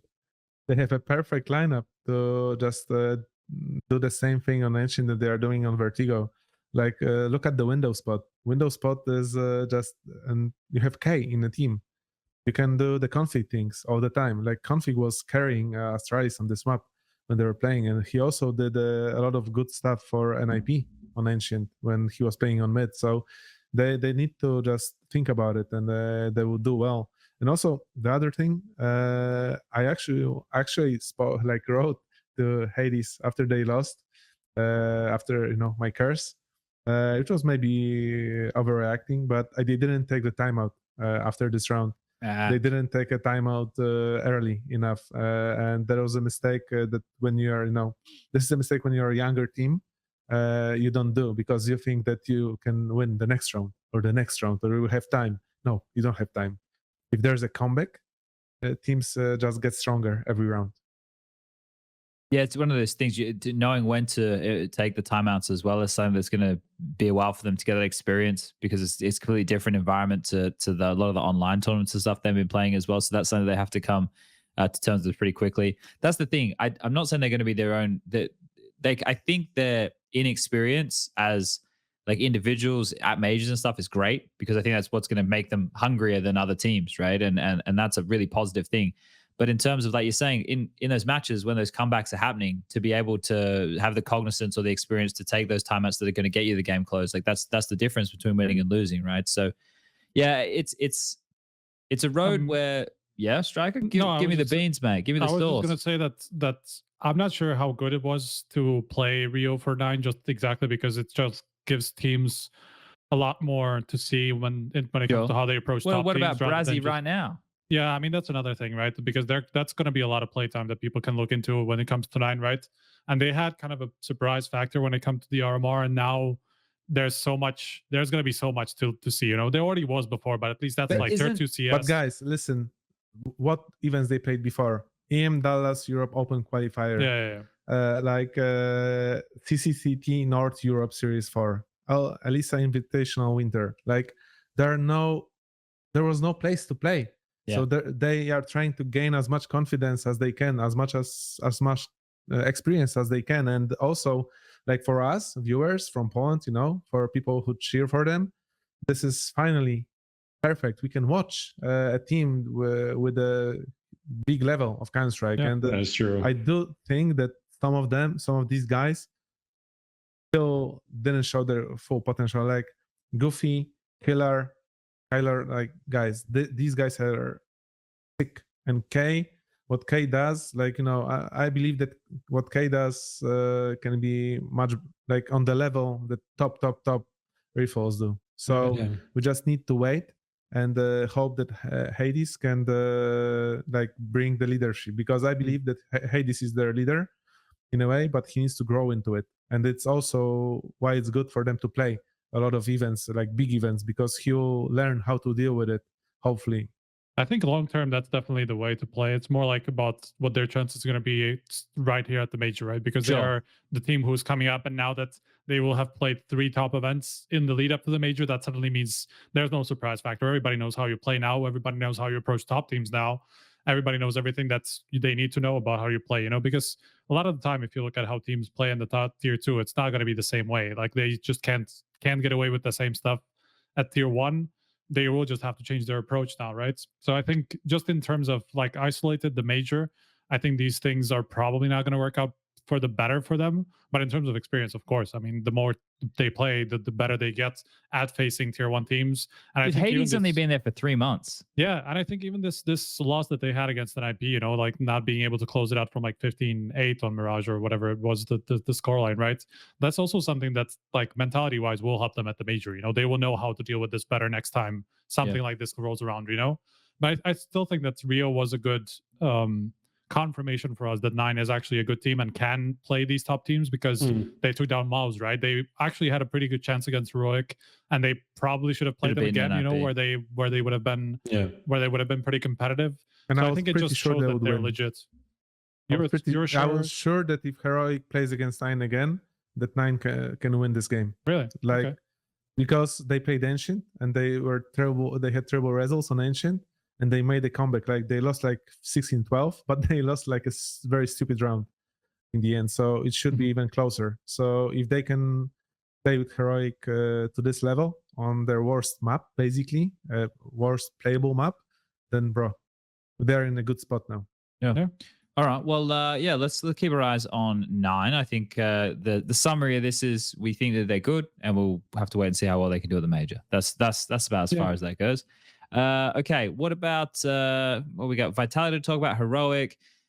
Some more. Do we want to get the Cloud9 situation out of the way quickly? Is there even much to say? It's kind of the same stuff, like rehashing basically what we've said before. It's just there's some mentality issue that needs to be fixed. Who knows who exactly is the most responsible for that? I mean, obviously you can look to both Groove and NAVI for that, but like they're massive. There has to be something that needs to be fixed in that aspect. Yeah. But I think the thing is with this camp that we hear from Cloud9, like Hobbit in the post interview is saying, don't give me those Hobbit interviews. I love like, Hobbit, man. I love it, but he's full of shit in these interviews. This is not the first time. Like, do you remember the interview when they fucking played Nuke against FaZe, and he was like, "Oh yeah, that's right. He took the bullet for Groove." No, you're not practicing. The guy fucked up, you know. And it's the same thing with this. He's like, "Oh, they just outplayed us." No, they didn't outplay you from like what is it, 12-3 on Vertigo. Like, you don't outplay. No. They were 10-1 up or something, or 10-0 up or something like that. The last map was just like let's just get it done. It was almost. But the fact that they haven't had the conversation post major about what went wrong is telling you two things. One is telling you that they're obviously very, very busy and they're just under the pump and they're focusing about the counter shot that comes next from the RMR. Right? Exactly. It's not like they had any time. And now they're same thing with FaZe. But you seriously think they didn't talk about? They said they didn't. They said they didn't talk repeatedly that they didn't. They multiple never times talked it through. So I don't know. They're just watching anime on the flight. And that's I mean, it could be. No, but TaZ is right though. It's impossible. It's impossible. You have to sit there and argue. Lock himself in a room. Have a couple of glasses. They have a guy from 1.6. They have a very extremely experienced guy. They had to talk about it. If not as a team, then the coach had to talk with some players about certain things. Yeah, I mean, it's probably like got addressed in some way, but they probably have a process where there's like a big talk, like a team talk, where they just sit down properly and have a few hours to talk about whatever it is, right? That's probably what didn't happen. There's something nowadays that you have a meeting like one day in a week, and you talk about everything you don't like in a team, right? We never did this. We talked every day. If I didn't like something, I went through it, right? it was fighting every day and like healing every day. But it felt better because I think it's better to play when you're honest than to play with some false perception that everything is fine. It's better to know that it's not fine and then that you need to fix certain things than otherwise. So I don't know. I just felt it was odd to see Hero so emotional, and yet again some other guys not so emotional. And I just don't buy it. I believe that they need someone, they need something better, some fix. And I'm not a fan of changing inters as well. Yeah, I think the consensus on this show was he wasn't the problem, right? He probably wasn't the one that had to go, or that wasn't necessarily the change they needed. But yeah, Cloud9 are in free fall right now, because what comes next is another online tournament. But right? it's also funny. Like we were talking about how this is free fall. They finished 4th. And right? FaZe bombed out of the groups. And no one's almost talking about FaZe. They don't know but this is the thing. Cloud9 don't know their identity. They don't have the major. There's a new Counter-Strike version coming out, right? No, for me, the problem is that we see the issue. We see the issue again and again. And for FaZe, we can say like, oh, they're tired, this and that. And we believe that they can, things can click at the major. Like any of us can say FaZe are going to win the major, and no one's going to be like too crazy. I don't know, man. I keep saying I think FaZe are part of the elite right now, like the top 4 or 5 teams, and people fucking turn their nose up at me. Yeah. Man. Okay. Like I get these comments like on Twitter, like, you drunk? Like I put a tweet out the other day about like the teams I thought who were in the conversation to read the major, and people were like, FaZe, like there's like 5 teams. Like, how can people say FaZe are? There's also the angle of just looking at the results versus looking at they just want the Intel Grand Slam, man. They just want $1 million and looking at the context of the games, right? Yeah. We just heard that Robs cried for the first time after they won the Pro League, right? Yeah. Like he felt like, whoa, this is so much. So yeah, and he still played really good later, but I think that's their style. They boom out in Rio, and now on major it will be scary. Yeah, I think I don't know. It's just generally looking at Rio, it's very difficult to know what to believe, essentially, like, because everybody, basically like every team in some way said, okay, yeah, we were tired from the RMR. Like it's just been really rough last week. Let me ask you this, right? Let me ask you this much. Like, okay, I understand there's been a lot of games. I'm aware there's been a lot of games. I understand that teams did 2 weeks straight, and then, dude, we're in fucking April. We're in April, and the calendar is definitely less packed than it used to be. That's not even a conversation. It's more the last 2 weeks, right? Because the RMR was pretty. No, I understand that. I get all that, right? But it's like, oh, the calendar's too packed. It's too this. It's too that. No, I'm not saying that. I know you're not. It's more about this, specifically the RMR into Rio, because like teams literally had like 12 hours lead up into their first game after they landed or some shit. Well, so the last chance qualifier definitely like people leaving on that Saturday night or Sunday morning, like that fuck things for those teams. That's why with FaZe, like with them coming out saying they were tired, and I can see that in terms of their results in recent history, it hasn't been great. The best thing they've done in recent history is win Pro League and win the Intel Grand Slam. But at the moment, right, like we're in a period of Counter-Strike where you just said it yourself, 5 teams you think you could make I'm putting words in your mouth now. You said 5 teams could win the major. Yeah. I think there's 5 teams you could make a good argument could win the major. That's not even including like some of the outsiders who could just have like a fairy tale run, because there are teams like, for example, a Furia. I don't think they're good enough to consistently win events. But if they're on a heater at this event, like an absolute fucking heater, do I think that their team is good enough as it is to win the major? If you'd ask me right now, no. But if everything fucking aligns, like they can beat anyone in a best of 3, right? Yeah. You're not, so it just needs to line up, maybe a bit of an easier bracket, then voila, right? But Furia are also like a different can of beans, I guess, to open up, and how they played at Rio was interesting. It was different to some degree, but then it was the same. It felt like they just like reverted at the end in some like key moments, which cost them, I would say, in the game against Heroic, where they also had a good situation. I was going to ask a question: is anybody worried for FaZe at the major? And I think most people would have a similar answer. Let me try it like this: if FaZe don't come like top 2 or win, do we think the team will change? Right? That's probably a better way to. Do we think that there's so much like, maybe not internal, I don't think turmoil, but expectation or something like that, that, hey, it's like, well, we've dropped off from the team that we once were. Maybe we can make a change to try and get us back there. they can't make a change until the summer, right? There's no time. True.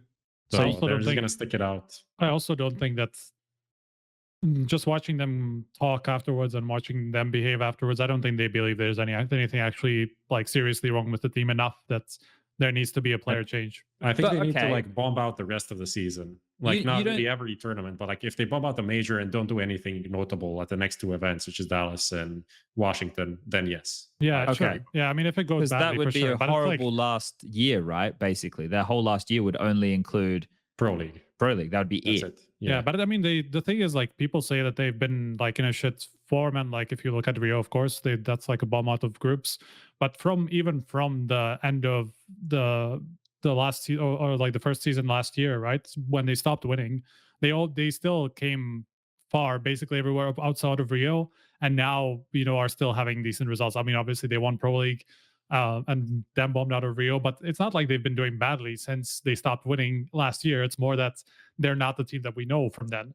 So I don't think But that that's the thing. You can be a threatening team and you can go deep in tournaments and stuff. But like, if this is the problem, like right now, we're not in an era of Counter-Strike. We're in no Right. one's era. There's no best team. So something will be the catalyst for someone becoming the next best team, whether that's in 3 months from now, whether that's in a year from now, whether that's in 3 years from now. We don't know I mean, when maybe it's it's not going to. I mean, maybe we're just at a period where nobody's going to become like. But that's what I mean. So how do these teams know if they're content with where they are or not? Because that's Right. completely up to them. Like this internal turmoil that TaZ is talking about, that you have to talk with your teammates about. If that builds up in modern day, regardless of coming top 4 or coming top 8 at Yeah, most sure. events, it's still going to have an effect, right? And they're not the only ones in that conversation. Like Vitality are in that conversation.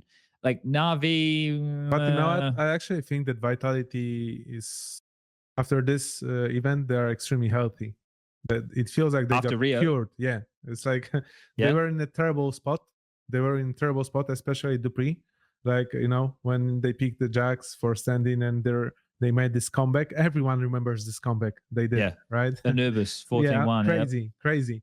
And then he had to prove a point, and he did prove a point. And for us, yeah, for people who watch, but mainly for players inside the team. If you watch the interview and you see Xy was saying that he felt that he don't have to make this like important decision every round, like that the pressure is off. Okay, there was something, the tension was building in the team. So now I feel that they are in a great spot for major, like great spot. That's another thing as well. TaZ, do you think that any of these players, let's use Dupree as a perfect example.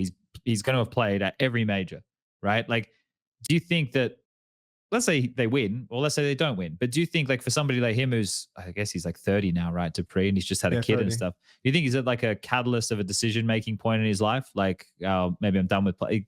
Do you think there's those at all? Because it's a new game. So maybe people don't want to have to relearn, or maybe not even But relearn. is but it discover. a new game? Well, it is and it isn't, right? Like it depends on who you talk to on what day. So it's one of those things. Like it's almost exactly the same, but with a couple of changes. So I don't know. It really depends on how you want to frame it. Are you a glass half full or a glass half empty type of guy? I guess. I don't know. I just think like after this, everything's uncertain. There's like an uncertainty. I believe that it's more about the organizations, right? I mean, there's a point where I've been in organizations where people outside of esports were taking decisions, right? That people from sport came and they thought that they know how it works, and you need a younger lineup and stuff like that. So if a guy from sports will take the decisions, then maybe he'll be like, okay, new game, we need younger core. Lineup. We have great young core in Xyw and Sphinx. So who do we that have? is how Vitality operates, by the way. Oh yeah, But- you think they're just going to keep cutting them off with the legs? Then, I'm saying the decisions are made like by the kind of org. the organization. But I like, think that Neo is very involved. Zonic has a lot to say about it. I just believe that he has a lot to say. Oh. Well, let's talk a bit about Vitality now. I need to quickly nip to the bathroom, boys, before I piss myself. I here. also need to do that. Well, I'll go first. You Okay. you do the Okay. ship right now. Then What if when I come back, What if I lose to Navi now because of this? you'll be fine. Here's a question, Faz. If you could go back to that moment, you can't leave the stage, and you know that if you don't go to piss, you lose the game. Would you just piss yourself and see what happens? I ask for a bottle and I piss in the bottle Yeah. You there. don't during the ask? game. Or I will just drink all the water and just piss in the bottle. There you go. Okay. What were we talking about? We were talking about vitality. We talked about vitality. Do you think? If I don't have a bottle, I piss myself. Okay. Yeah. If I knew I will lose if I don't piss. Yeah. Okay. So vitality chances to win a major. Yes, that's the consensus, right? They do have a chance. I mean, of course they have a chance. I think they would have a chance even if they didn't actually win in Rio. I think they would have been in that conversation still, because of where the scene is at the moment. I think there's just so many teams that have somewhat of a shot, right? Do we think that Dupree's form is sustainable? Because, like, honestly, at the Armor, I thought he was like one of the reasons they were losing rounds and maps and games. Like, I definitely thought he was a player to be replaced, like, and that would instantly upgrade them. But obviously in Rio, he was really good. So is this what happens? Like, this is like next week things completely change.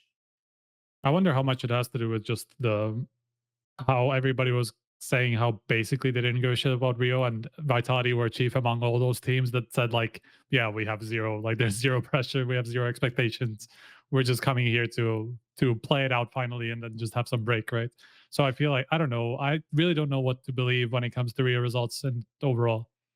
Yeah, I actually think that like Apex will be very important for Vitality in the major. Like Dupree, yeah, he can have even an off tournament, but if Apex will play very bad, then they will not do anything, because he's like very emotional, and you can see when they win rounds, he's gesticulating, like talking, right? Yeah. And when he plays good, he's like laughing and slapping hands. But if he's not playing that good, then you can see less of it. So I believe that it's a lot about the Apex mental state to go and win this event. Which is good. I have a hot take. I mean, actually, I have to adjust it. I say, aside from HooXi, A mild take. Warm take. Aside from HooXi, I think Apex is like the worst individual player in the top 20. Like, which is crazy. Like, right? The player that I most often see just like lose duels that should be unlosable, or just like whiff. But you can see he's focused on something else when he does it, right? It's in-game leader brain, bro. It's a diagnosed syndrome. I had it. I got cured of it, right? I'm sure TaZ had it a couple times. It's when you're running around a corner and you have your nade out, right? Instead of getting ready for the fight, because you're fucking doing something else. Your brain's doing a lot of things, prof.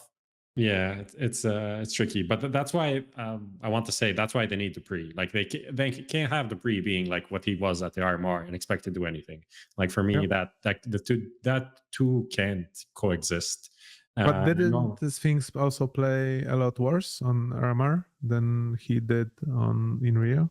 I mean, in Rio he was pretty great. So aside from the great final, I mean, in Rio, he was good, but RMR was. So I think he's also one of the players good there. That I feel like are not delivering as much in like some of the pressure situations. I think he needs more experience in that. I think like KD's back when he was an ENCE, he would also fall in that category of like not really rising to the moment of like a playoff game in the major or something like that. So I'm kind of getting a pattern there. And on that note, like the Vitality win came on expense of Heroic, which I feel like, I don't know what the odds were going into that, but for my money, it was super even.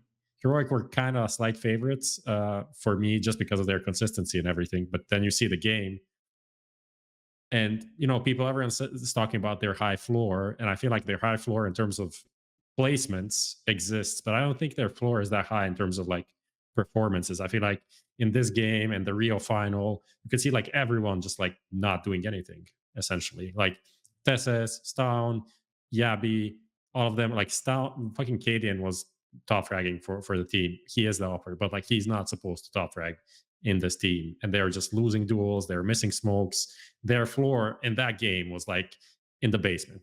It was trash. Yeah, but is that the pressure, right? Because that's another conversation to be. I do believe it is. So then, right? But that right there is one of those things that how do you even overcome that, right? Like, is that just more reps? Is that like what is the breaking point for them?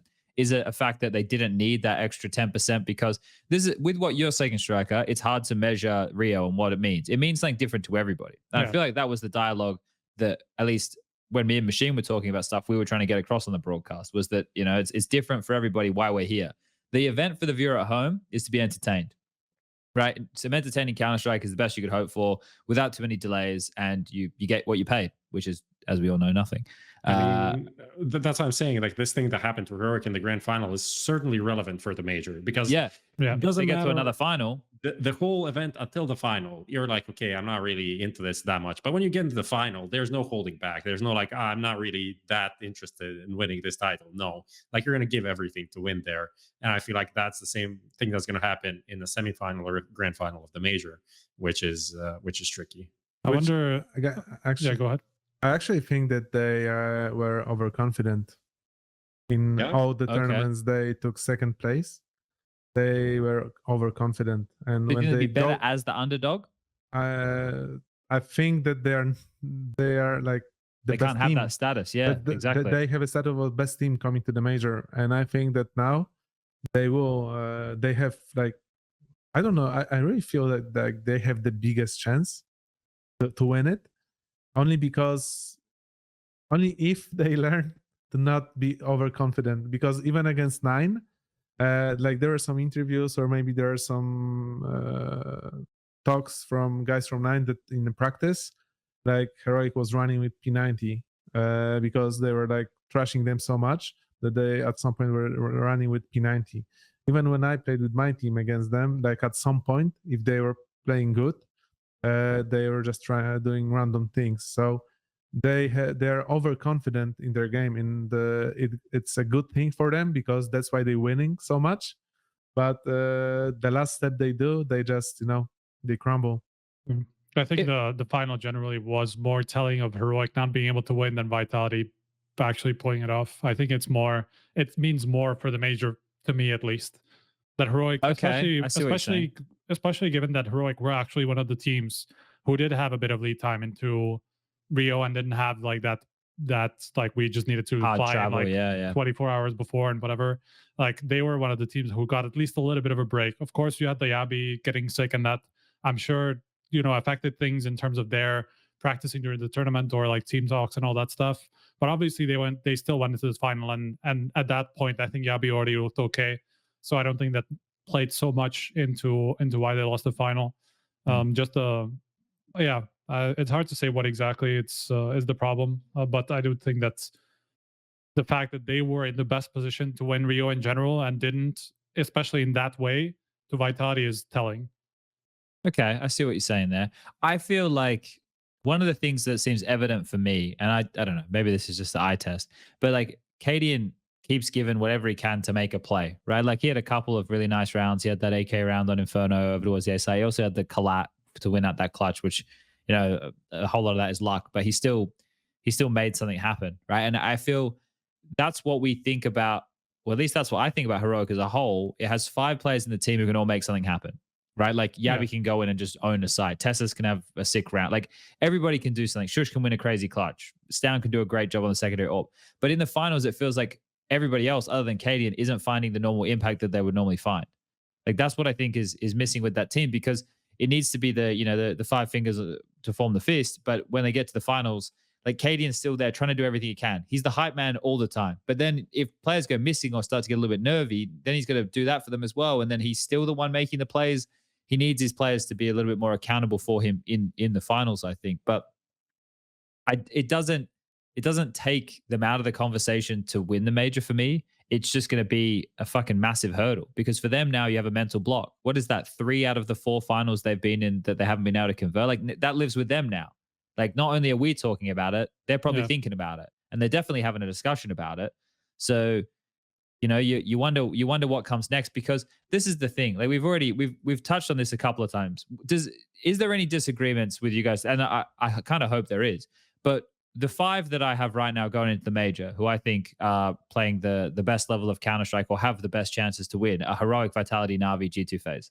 It's those 5. Yeah, I mean, that makes perfect sense. What about ENCE? Well, that's the thing. ENCE, like, teams like ENCE, Liquid, maybe Furia, if you're going to twist my arm, start to come on that list of like they can win, right? But they're not in the same conversation. Like I definitely think it's possible, but they don't fall into the same category of like those 5 are above everybody else for me. Yep. So it becomes a little bit murky after that, because like I put Liquid on that list that I said people were tweeting at me about FaZe, like, are you drunk? The Liquid one, people are like, what have fucking Liquid done? I'm like, they've got Naf, Elige, and Yakinda.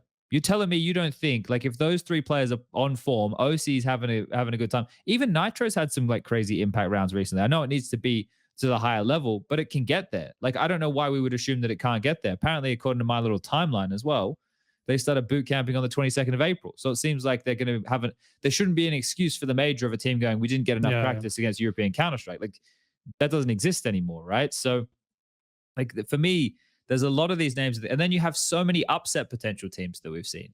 It's going to be nuts. Like Monty's on our radar more, Nine's on our radar more. Sure, like Into the Breach will be on our radar more and stuff. But like it's when you get to this is the whole reason we love LAN. Yeah. I mean, the thing is that when I talk about TaZ, it's about the play style and the players they have and the type of lineup they actually built. They built a lineup with around some pious nerds. They have Dasha who plays defensive and he knows how to play anchors and he's extremely good at it. Madden, who's there like Joker, who goes in and tries to do plays, and Snap, the IGO with the structure. So I believe their team, if we talk about vitality, having a chance, I think that Nerds he showed that he can be a superstar to provide them with a great place, and they can. Like they play better against top teams. Like they beat G2, they beat Vitality in their last games against them, like 2-0. So I think that they lost to the best playing Cloud9, like before they crumbled. So I would say that they are on the different. Totally different beast than Liquid. Liquid is for me like great names that don't really fit. You don't think the puzzle's quite right? The puzzle is it's like it's strange because for me this team should dominate. Like if everything would work. Like Nav, Elige, Yakinda, like they have the entry, but is he an entry? Like Yakinda, right? They have Elige, but what kind of player is Elige in this lineup? Like, what role Nitro has? Like the way they played Vertigo, like when we were trying to play, like I remember Yakinda, he was playing like balls deep on ramp, like fighting as terrorist. He was a one-man army on this map on Vertigo. He was like what K is for 9, right? On this position, but they changed. They played at some point with Nitro playing there, right? And Yakinda on B. And for me, the puzzle it's just strange. They should be a lot better than they are. Yeah, this is the thing as well, because we're in this period of Counter-Strike where we can't even establish, like we can establish who the top pack is, but like in terms of like who the top dog is, HLTV rankings as of 2 days ago, right, puts Heroic up there, but it doesn't mean as much as it did previously. Like I can't remember a major that we've gone into where we have such an open field. I mean, Rio was the one. I think Rio we were in a very similar position actually. Yeah, and then look how that ended. So that's exactly there you my go. point. You've ruined everyone's major. Thanks, Striker. Everybody's expectation just went. Thanks, Striker. All right, guys, it's been fun. Yeah, fucking hell. Listen, by the way, like, what about? Okay, we are talking about the favorites, so yeah. Well, we can talk about. Who do you want to talk about? I think Monte might be a very interesting. Like, I had 2 teams. Listen. 2 teams I was thinking about RMR, right? That they will really play good. Like in a B group was Monte and 9. And I still think that they are teams that are built to like demolish the tier 1. Like it just feels like they are built this way. So these teams can do a lot in the upcoming major. Well, do you think that they have a better chance against teams like FaZe and G2, who they know they're going to get like a lot more duels against, or do you think it's like what do you think is the reason that teams like Monty and I actually feel that the only team that it's not too good to play for them is FaZe. Okay, why do you say that? It just feels that FaZe like Carrigan, like not only FaZe, like ends, like the teams with a very like good structure are hard. Like teams with great aim players are hard to play for Monte and Nine. And for example, G2 they lost, but they lost such strange rounds on Nuke, where the K comes from outside and kills two guys in the back, which shouldn't happen on this level. But I think that if you have a structure, then and the aim, like you don't play goofy things, and your players can like everyone is great at their shooting, then it's dangerous. But other teams, they have problems. Okay. What about Navi? We haven't spoken about them here this evening. Simple was very confident. We got some really nice interviews out of Simple, I thought, over Rio. The one he gave early on with Freya and Blair on the desk was great. We got a lot of insight. I think at one point he made a comment about them being one of the favorites, or if not the favorite, to win the event there.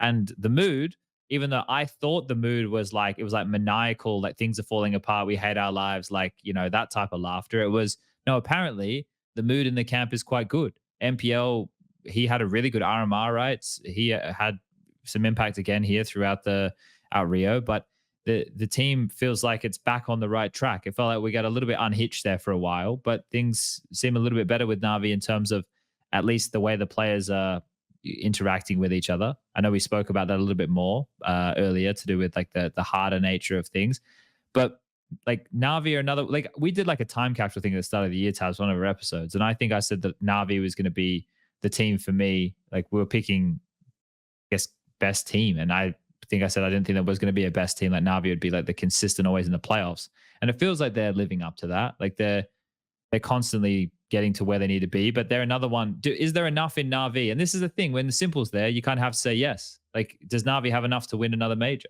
Is this roster too far away? Yeah, I'm a bit like off on how Beat is playing. Okay. But I think that he was the catalyst for him and Electronic before. Like Perfecto was the guy who was always delivering, right? Like Bumich was the guy, like I remember that he was just the guy like thrown in front, and he was like, sometimes even a decoy. Okay, here is an opponent and this spot, and Beat came, or Electronic, or or Simple got to, or Perfecto. Like now I just don't know who's the Bumich, right? Who's doing this stuff? Like if it's Electronic, it's a waste, right? Sure. What kind of positions, like what they are doing with the team, what's the responsibility NPL has? Like it just, for me, the thing is they can be very dangerous. They can win the major. They have Simple, Electronic, like Beat, Perfect. Like they have 4 guys with the Grand Slam, right? But for me, it's like the question: is NPL going to, like, is Beat going to deliver, right? Or is Simple going to play like his best Counter-Strike? Because I'm not afraid for Electronic and Perfecto that much, but I'm, for me, it's Simple and Beat. Because NPL, he has a very hard situation. If I don't remember correctly, Beat came with Perfecto to the team, right? No. Or he came as like a lone guy. Like a year later. Yeah, Okay. He came from the academy team. Okay, but he was already like owning. No, Perfecto came in like beginning of 2020, right? And who Beat came for? What player? Flamey. Flame, yeah. Oh, okay. Yeah. Yeah, they were doing the 6-man situation. So basically, they had like he came to defuse the bomb, and he was great. Yeah. So yeah, did MPL defuse the bomb? I don't think so. Oh yeah. It's more about there was no bomb, right? With Sam Young, he was doing actually not that bad. They're not playing that bad with him. Yeah, that's true. I think like the SDY thing was an interesting one, right? We heard at the start of the year, or at the end of the year, Blade saying he wanted to have to keep doing the 6-man stuff to give MPL more time to integrate. So that probably changed a lot of things for them. Yeah. But that's I think when you look at, I don't know, there's still, the thing is, I just think Counter-Strike right now, it's going to be what it always is. But these matchups, especially when we get to these best of ones in the opening games, and how much of a say we know they're going to have and impact the rest of the tournament here, like a part of it is chance, because you can only control your games. You can't make other teams win. You can't make the other favorites win. Like they can still fuck stuff up for everybody. That's still very possible. I think looking at how some of these head-to-heads are going to line up with map pools as well. We just went from like Overpass. Overpass was just the most played map, or one of the most played maps at Rio. And that before was either middle of the pack or towards the bottom. Anubis got played like, I don't know, 3 or 4 times. Ancient was getting played almost every day of the RMRs. Like where we're at with all of this, it's so difficult to put your finger on the pulse of where Counter-Strike is at the moment in terms of what's best. So this is the perfect time for the major. Like we get our clash to determine who the best in the world is. And then we get a couple of follow-up events to see if there's any follow through there. Yeah, So, I mean, unless we have a repeat of Rio and somebody completely out. And we might do, outsider, bro. We might wins, do. right? That was a great joke. And we might do. I fucking love this striker. Keep him up. Prof's not laughing very much. Thank you. So you gotta bring some of the jokes here. All right. Well, do we have a whole lot else we want to say, gentlemen? I have one more slide left on my thing that I did up. We don't have to spend too much time talking about it now. Lucas, you still there, Lucas? What up? Can you bring up the last slide of the little document I have, and we'll talk about this, and then we'll move into question time, I guess, and then we'll see what the people have at home for us, and we can ask TaZ some more goodies. This is the last slide. This is the Challenger Stage round 1 matches. So we've got FaZe versus Monty. So you think that's a bad matchup, TaZ, for Monty? I believe that, yeah, I believe so. That Okay. after the problems they had, like FaZe had in RMR, and the way they came back to qualify, that they will be ready. Okay. Pain Fluxo, that's a bit of a domestic affair. I think Pain would have the advantage for most of us in that one there. G2 Mongols, G2 got away with it, didn't they? They pulled off a bit of a heist. Gamer Legion versus Complexity. Well, I hope they did, because I'm going to be real sad if they don't beat Mongols, TaZ. I'm just saying that much, mate. I'm just putting that out there. The fight of 2 samurai. Just, yeah, true. Like honestly, if there's a team, like G2 is the team that, you know, drops the ball. Somehow drops the ball against like teams lesser known. But if there's someone really good, then they are playing up to their standards. They can make non-believers out of all of us here. Gamer Legion Complexity. I think that's an interesting matchup. And I agree with your sentiment earlier about how Complexity do in Melbourne will determine how they do at the major. For Gamer Legion, I feel like last time round, they were in this underdog, unknown camp. Now they're in the, we know who you are. You didn't really perform. They're in like, Prof, what do you think about this? They're the new Copenhagen Flames. Who's the new Copenhagen Flames? Gamer Legion. That would set them up for a playoffs finish at this major, by the way. Shit. Last time they barely didn't make it to Legends. You know, last time Copenhagen Flames barely didn't make it to the playoffs. They're a maybe good team. Yeah. Could be. I may have oversold them there with that. I'm going to take that back. We'll probably go with 9 as the next Copenhagen Flames. That's probably a better way to do things. I like that better. Yeah. Might be a little bit more fitting. What else we got here in opening matches? Liquid versus Apex. I think that's a good test for Liquid to kind of get their feet wet, because you're dealing with quite a few veteran players there. So that'll be a good test for them in the best of ones. Greyhound going to get demolished by 4s, just like they did back in Antwerp 2022. Mouse, NIP. That's another banger of a fixture in SOG. Such a fun game. So that's what we have Haven't to they look played forward like to. a million times also, like NIP Mouse? I feel like that's a matchup we've seen so many times, but I could be wrong. I was going through a lot of this stuff the other day to see how many head-to-heads between these teams, and I don't think, like organizationally, I think maybe they've played a bunch, but in terms of these rosters, I think there was only 3 teams when I was looking at it that have played each other in recent history. Yeah, these scores haven't played at all, so I'm completely off. Yeah, and I where is it? I can make all these documents and I lose them. I've got to get better with my Google Drive. But I think the only like team that have played each other this year of the opening matches was like Flux. Oh, maybe it wasn't even Fluxo. There was only one set of teams that were playing that have played each other this year, if I'd done my homework correctly. I'm clicking around. Probably like NSOG, no? Or like Pain and Fluxo or some shit. Here we go. That's like the only FaZe two ones. Monty, no head-to-head. Pain Fluxo played once in 23.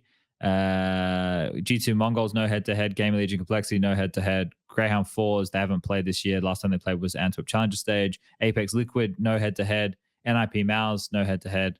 OG Ents, nothing this year. Yeah? You want to hear something that's going to shock you? Shock me. Cloud9 and Heroic played 1 game on LAN. Like, yeah, 1. Yeah, it doesn't shock me. How did you? Why? How did you come down with this information? Playoff bracket, I'm like, could have been Cloud9 if they beat Vitality, Heroic in the final. Like they're 2 interesting teams to me. I'd say they're interesting. Like a playstyle clash would be sure. Nice Yeah. When did I see them play? Like the last time they played was the Rio Major in the group stage, and before that, there's nothing. I don't know, maybe under some other names, but under Cloud9 not. So Yeah. All I right. feel like even though there is like a shit ton of tournament, there's still a lot of Matchups we don't see. We get like same matchups every time, like Navi, I don't know, fucking Navi Heroic we see all the time, or like NIP Vitality, but we never see some other matchups. Listen, when you were talking about like players getting tired and the schedule too tight, I was like, yeah, now you know how it is for tier 2, tier 3 teams. Yeah, playing online events all feel the time. Pain. Like some of these teams were flying to the event and coming back home and playing online games, or having to play 3 tournaments like online one at the same best time. of 3s, yes, the same day.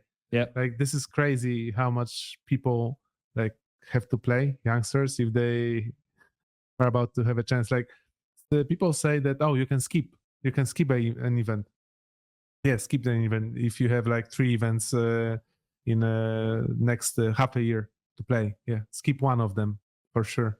Yeah, but that's the thing though, because like with the tier 2, tier 3 teams, you're always trying to qualify for something bigger to break through into the scene. So of course you're going to play everything because you want as many opportunities as possible, not only to get better and practice, but to break through.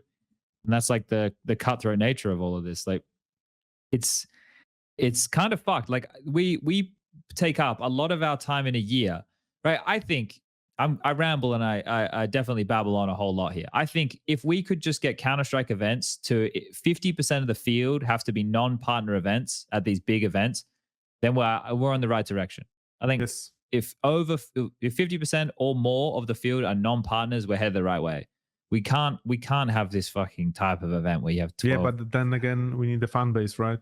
So yeah, but it has to be a middle ground. Maybe they have better fan base, but if they have better fan base, then we need to do a better job as organizers to create the fan base, like to create the knowledge about the teams, about the players. Yeah, that was something we wanted to do with Pro League for the last season, or well, even all these seasons, because when they were doing the conference thing before they changed it to now just like the fucking format. Fucking hell. The round robin, I didn't hate it because and I like the way the conference was going to be set up at the start of it, so we could build up the conference teams from the smaller regions for all the viewers at home, and then once they move from the conference into the main event, we'd already have those storylines from the best of the rest, right? But we never really got there either.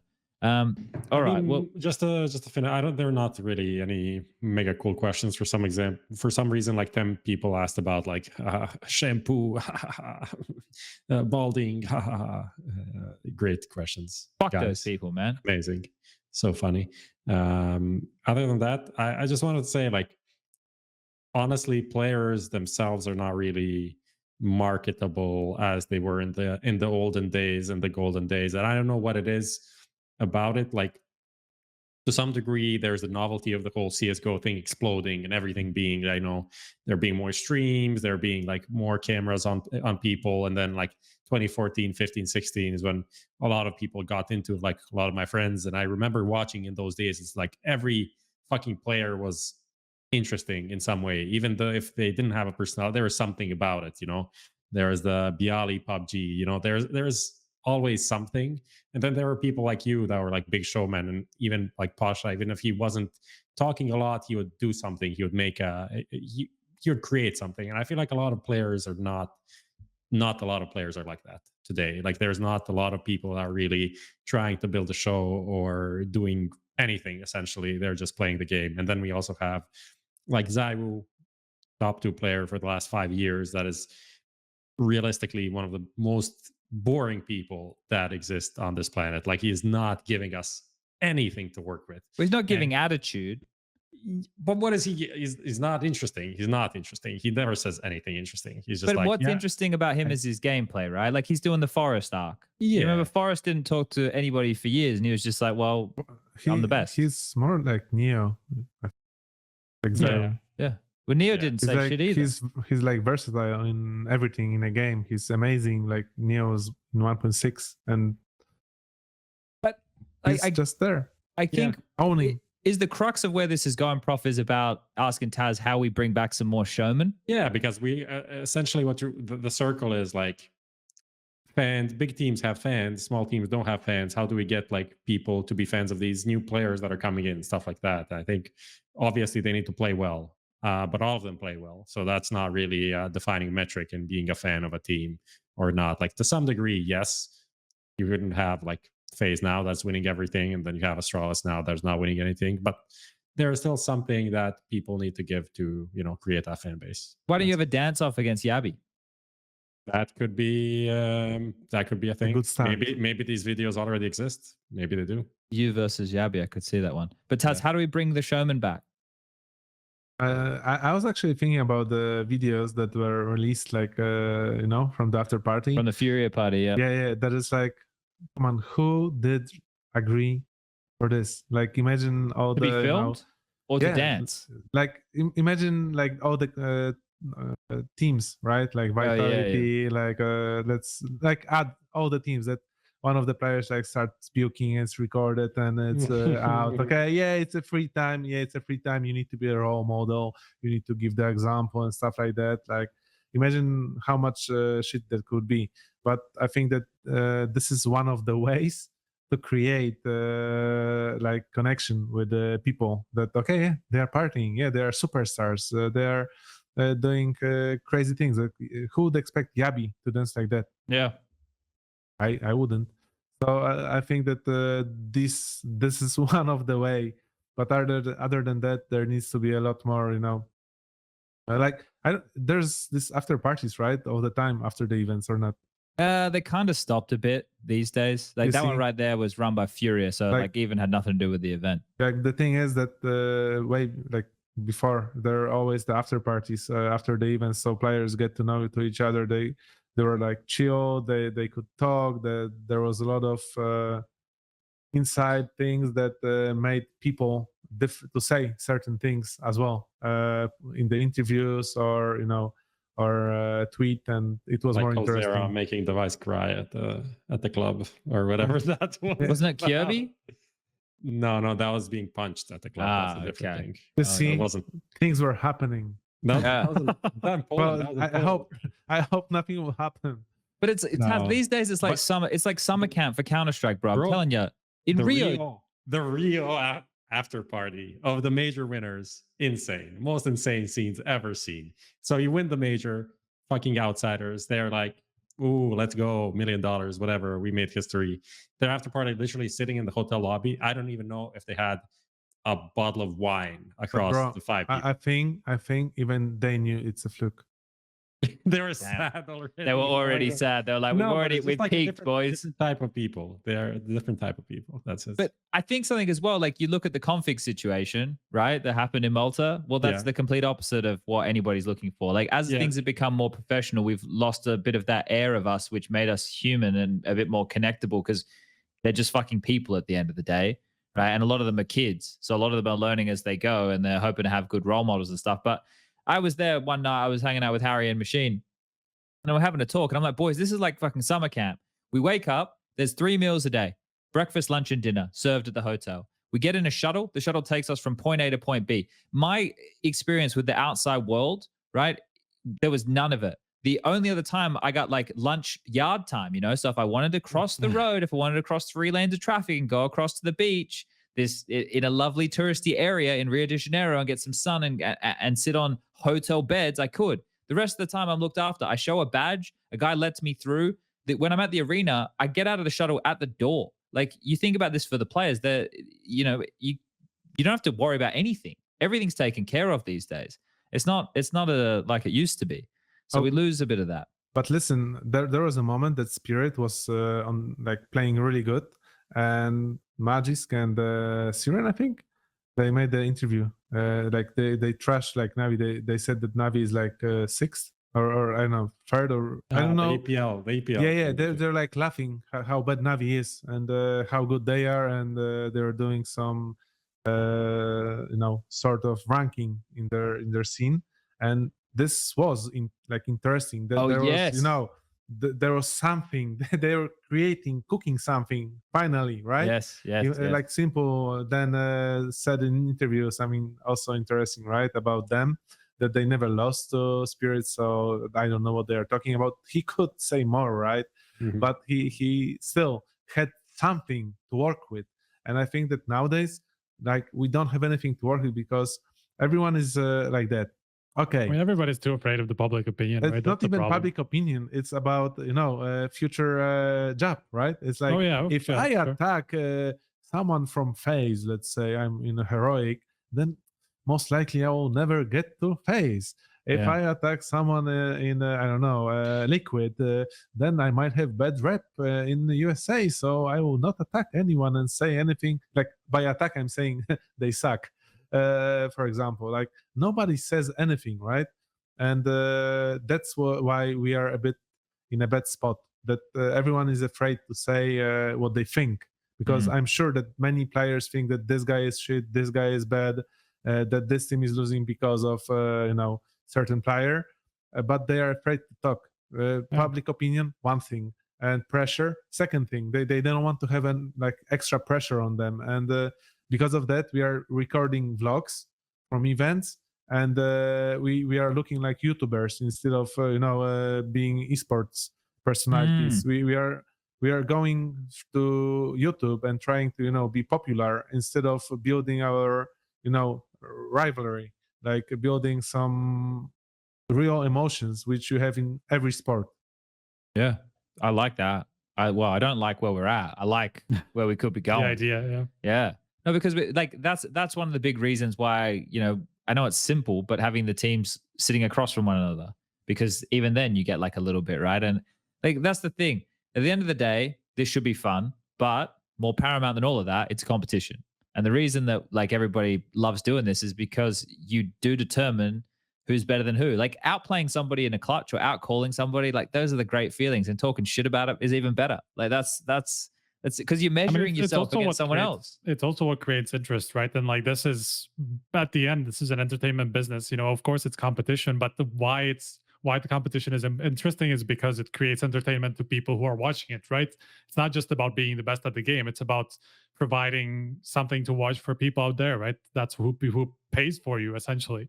So like, there should be an entertainment element to it. Like, even what Config did, right? Like, people were talking about this, and it shouldn't be like removing him from Astralis because of that.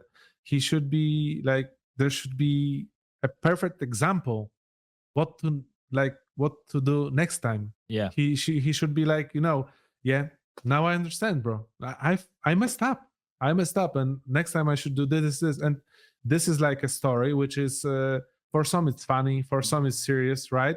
But overall, you can get a very good learning experience from it for future players and overall the fan base.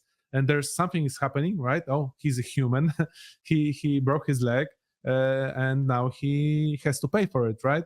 But if you remove him, it's like you try to cut a good piece of learning for younger people.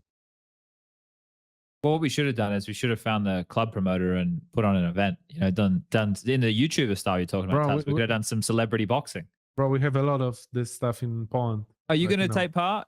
You and Pasha could maybe do like a tag team match. It's you and Pasha versus two other blokes. I got some offers, but I see you at the gym. I'm paying attention to your Instagram. You're out there grinding. Bro, I only box. I only do boxing. So. We can set whatever rules we want, TaZ. This is, it's our world.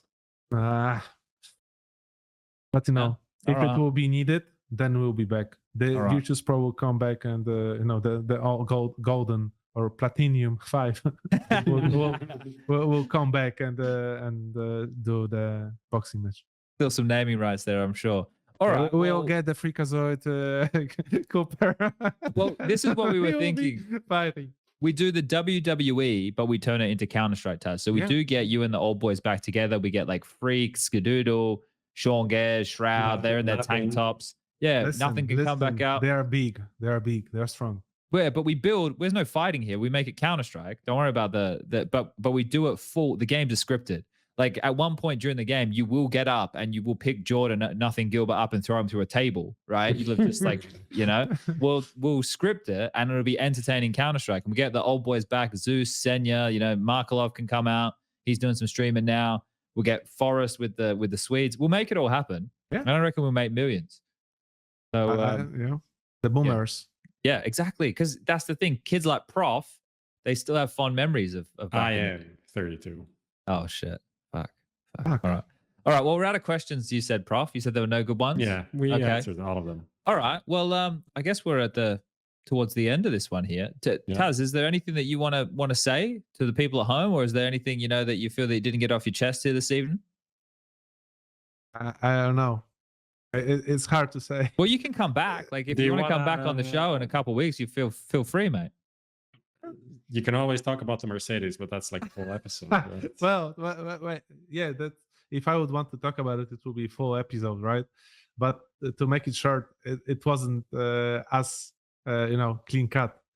And basically, I knew like the fun part for me, like not so fun, but nowadays, is that I did one stupid thing, and took a thing for me, right? I took a car, which was given to me, and this one action actually destroyed everything I worked for like 23 years. Like destroyed in a way that I always put the team ahead of me. So I was always working for a team. I always doing negotiations for a team. I always wanted the team to live as long as possible and have the best results, right? And I sacrificed me for this team. Like I never put me as a first place, and then I take a car, and it's like, what the fuck, man? Well, why would you do that, right? So basically that's fun part. And the thing you don't know, I didn't get the car. I shouldn't get the car I got. I was given like E-class, but I put my own money to get the upgrade. To get a SUV, and it was the double amount I paid for my own pocket. Okay, So that's something that nobody knows. So, that's an exclusive right here. Yeah, we've got the new update in the Mercedes saga. But listen, I know I fucked up. Well, did you though? Because I think the thing is, like, this is a. I understand from like the team perspective, them thinking it's unfair, but for what you would have been doing over all the years and what you contributed, I'm sure you didn't get, you didn't do it for the thanks. You did it because you wanted things to be as good as they could for everybody involved. But everybody likes to be appreciated at some point, right? I think it was more about the state in which team was. Like, okay, we were off and on. And there, that's a full episode or more to talk. But overall, for me as a person who I am and I always wanted to be, it shouldn't happen. That's it. Okay, all right. Well, I'd say we can leave it there. TaZ, that was I don't know where to go from here. I feel like normally when we end the show, there's a positive note, right? Yeah, it's not a positive note. Yeah, it is. It's a learning It's experience. a great meme. Yeah, okay. Nowadays. Yeah, people do like the memes. We also, lifted the curse on Polish Counter-Strike, which is also another positive. Have you just cursed them again now by saying you lifted the curse? Bro, people were so happy. Like, they connected the 9 winning to me retiring. So, for me, it's perfect. Like the passing of the torch. Like, for me, it's like literally Jesus dying for the sins of Polish Counter-Strike and then saving it. Perfect. Right. Well, I think we need to get TaZ at the major with 9, seeing if he can, as the reincarnation of Christ, getting them that major trophy. All right. Well, TaZ, thank you very much for joining us. It's been a lot of fun. Thank you for inviting me, guys. I hope the people at home learn a thing or two here this evening. See you in Paris. Who, TaZ? Question mark? Talking to me? Talking to TaZ? Talking to Striker? Is this the invite? No, I'm just like, are you planning to go? At the moment, I didn't. Okay. Paris is a long way away, Prof. It's not. Flights aren't cheap. There's riots in the street. All of these things. See, you gotta keep up with the global affairs. You are man. going, right, Chad? Yeah. I got to go do HLTV Confirmed on the 17th. I'll be in Paris. Yeah. All right. Well, thank you everybody for watching. Thanks again to TaZ. Thanks to BitSkins, SteelSeries 22bet. Striker, anything you want to say? I'm done, man. I'm done. Okay. All right. I mean, last thing I want to say is that what I told you guys off stream, that you're doing a great job. And I hope that this community will grow and they will appreciate more and more what you are doing, because what HLTV is doing, what you are doing, HLTV Confirmed, And also what casters and us are doing during the events, it's next level. And they are saving the show. They are making a show. We have players who play, and we have casters, analysts, and people like here, like you guys, who create all the knowledge stuff and, you know, the excitement. So keep it up. Thank you. Thank you very much, TaZ. Appreciate the kind words. Very much indeed. And appreciate all of our viewers for tuning in for another episode. We'll be back next week. We don't have a date yet. The date is still to come. We'll have a date next week, and we're going to do all the major preview stuff. Of all of So we're really just going to be focused on the major, the legend stage, challenger stage, all that good stuff. Maybe we get the nitty and the gritty of the format for people who aren't too familiar. And then we have our live show where tickets are on sale. That's on the HLTV channels on Twitter. You can go check that out for the links and whatnot. But that's been another episode of HLTV Confirmed, and good night.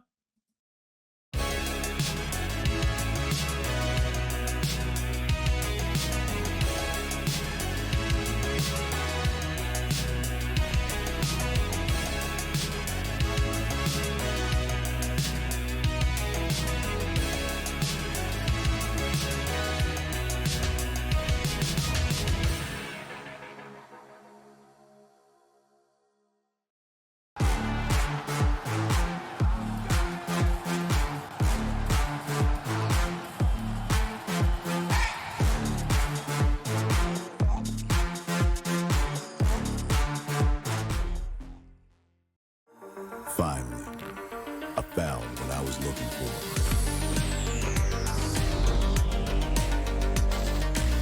Now that my search is over, it's gonna be a tough choice. But fortunately, no need to choose. When you can just have them all. Buy and sell skins on BitSkins.com. Best esports odds, VIP program and a variety of bonuses, fast and easy withdrawals. Bet on every possible CSGO match and tournament, as well as any other esports game. Only on 22Bet. It's a good vibe, train, train, train, train. It's a good vibe, train, train, train, train. It's a good vibe, train, train, train.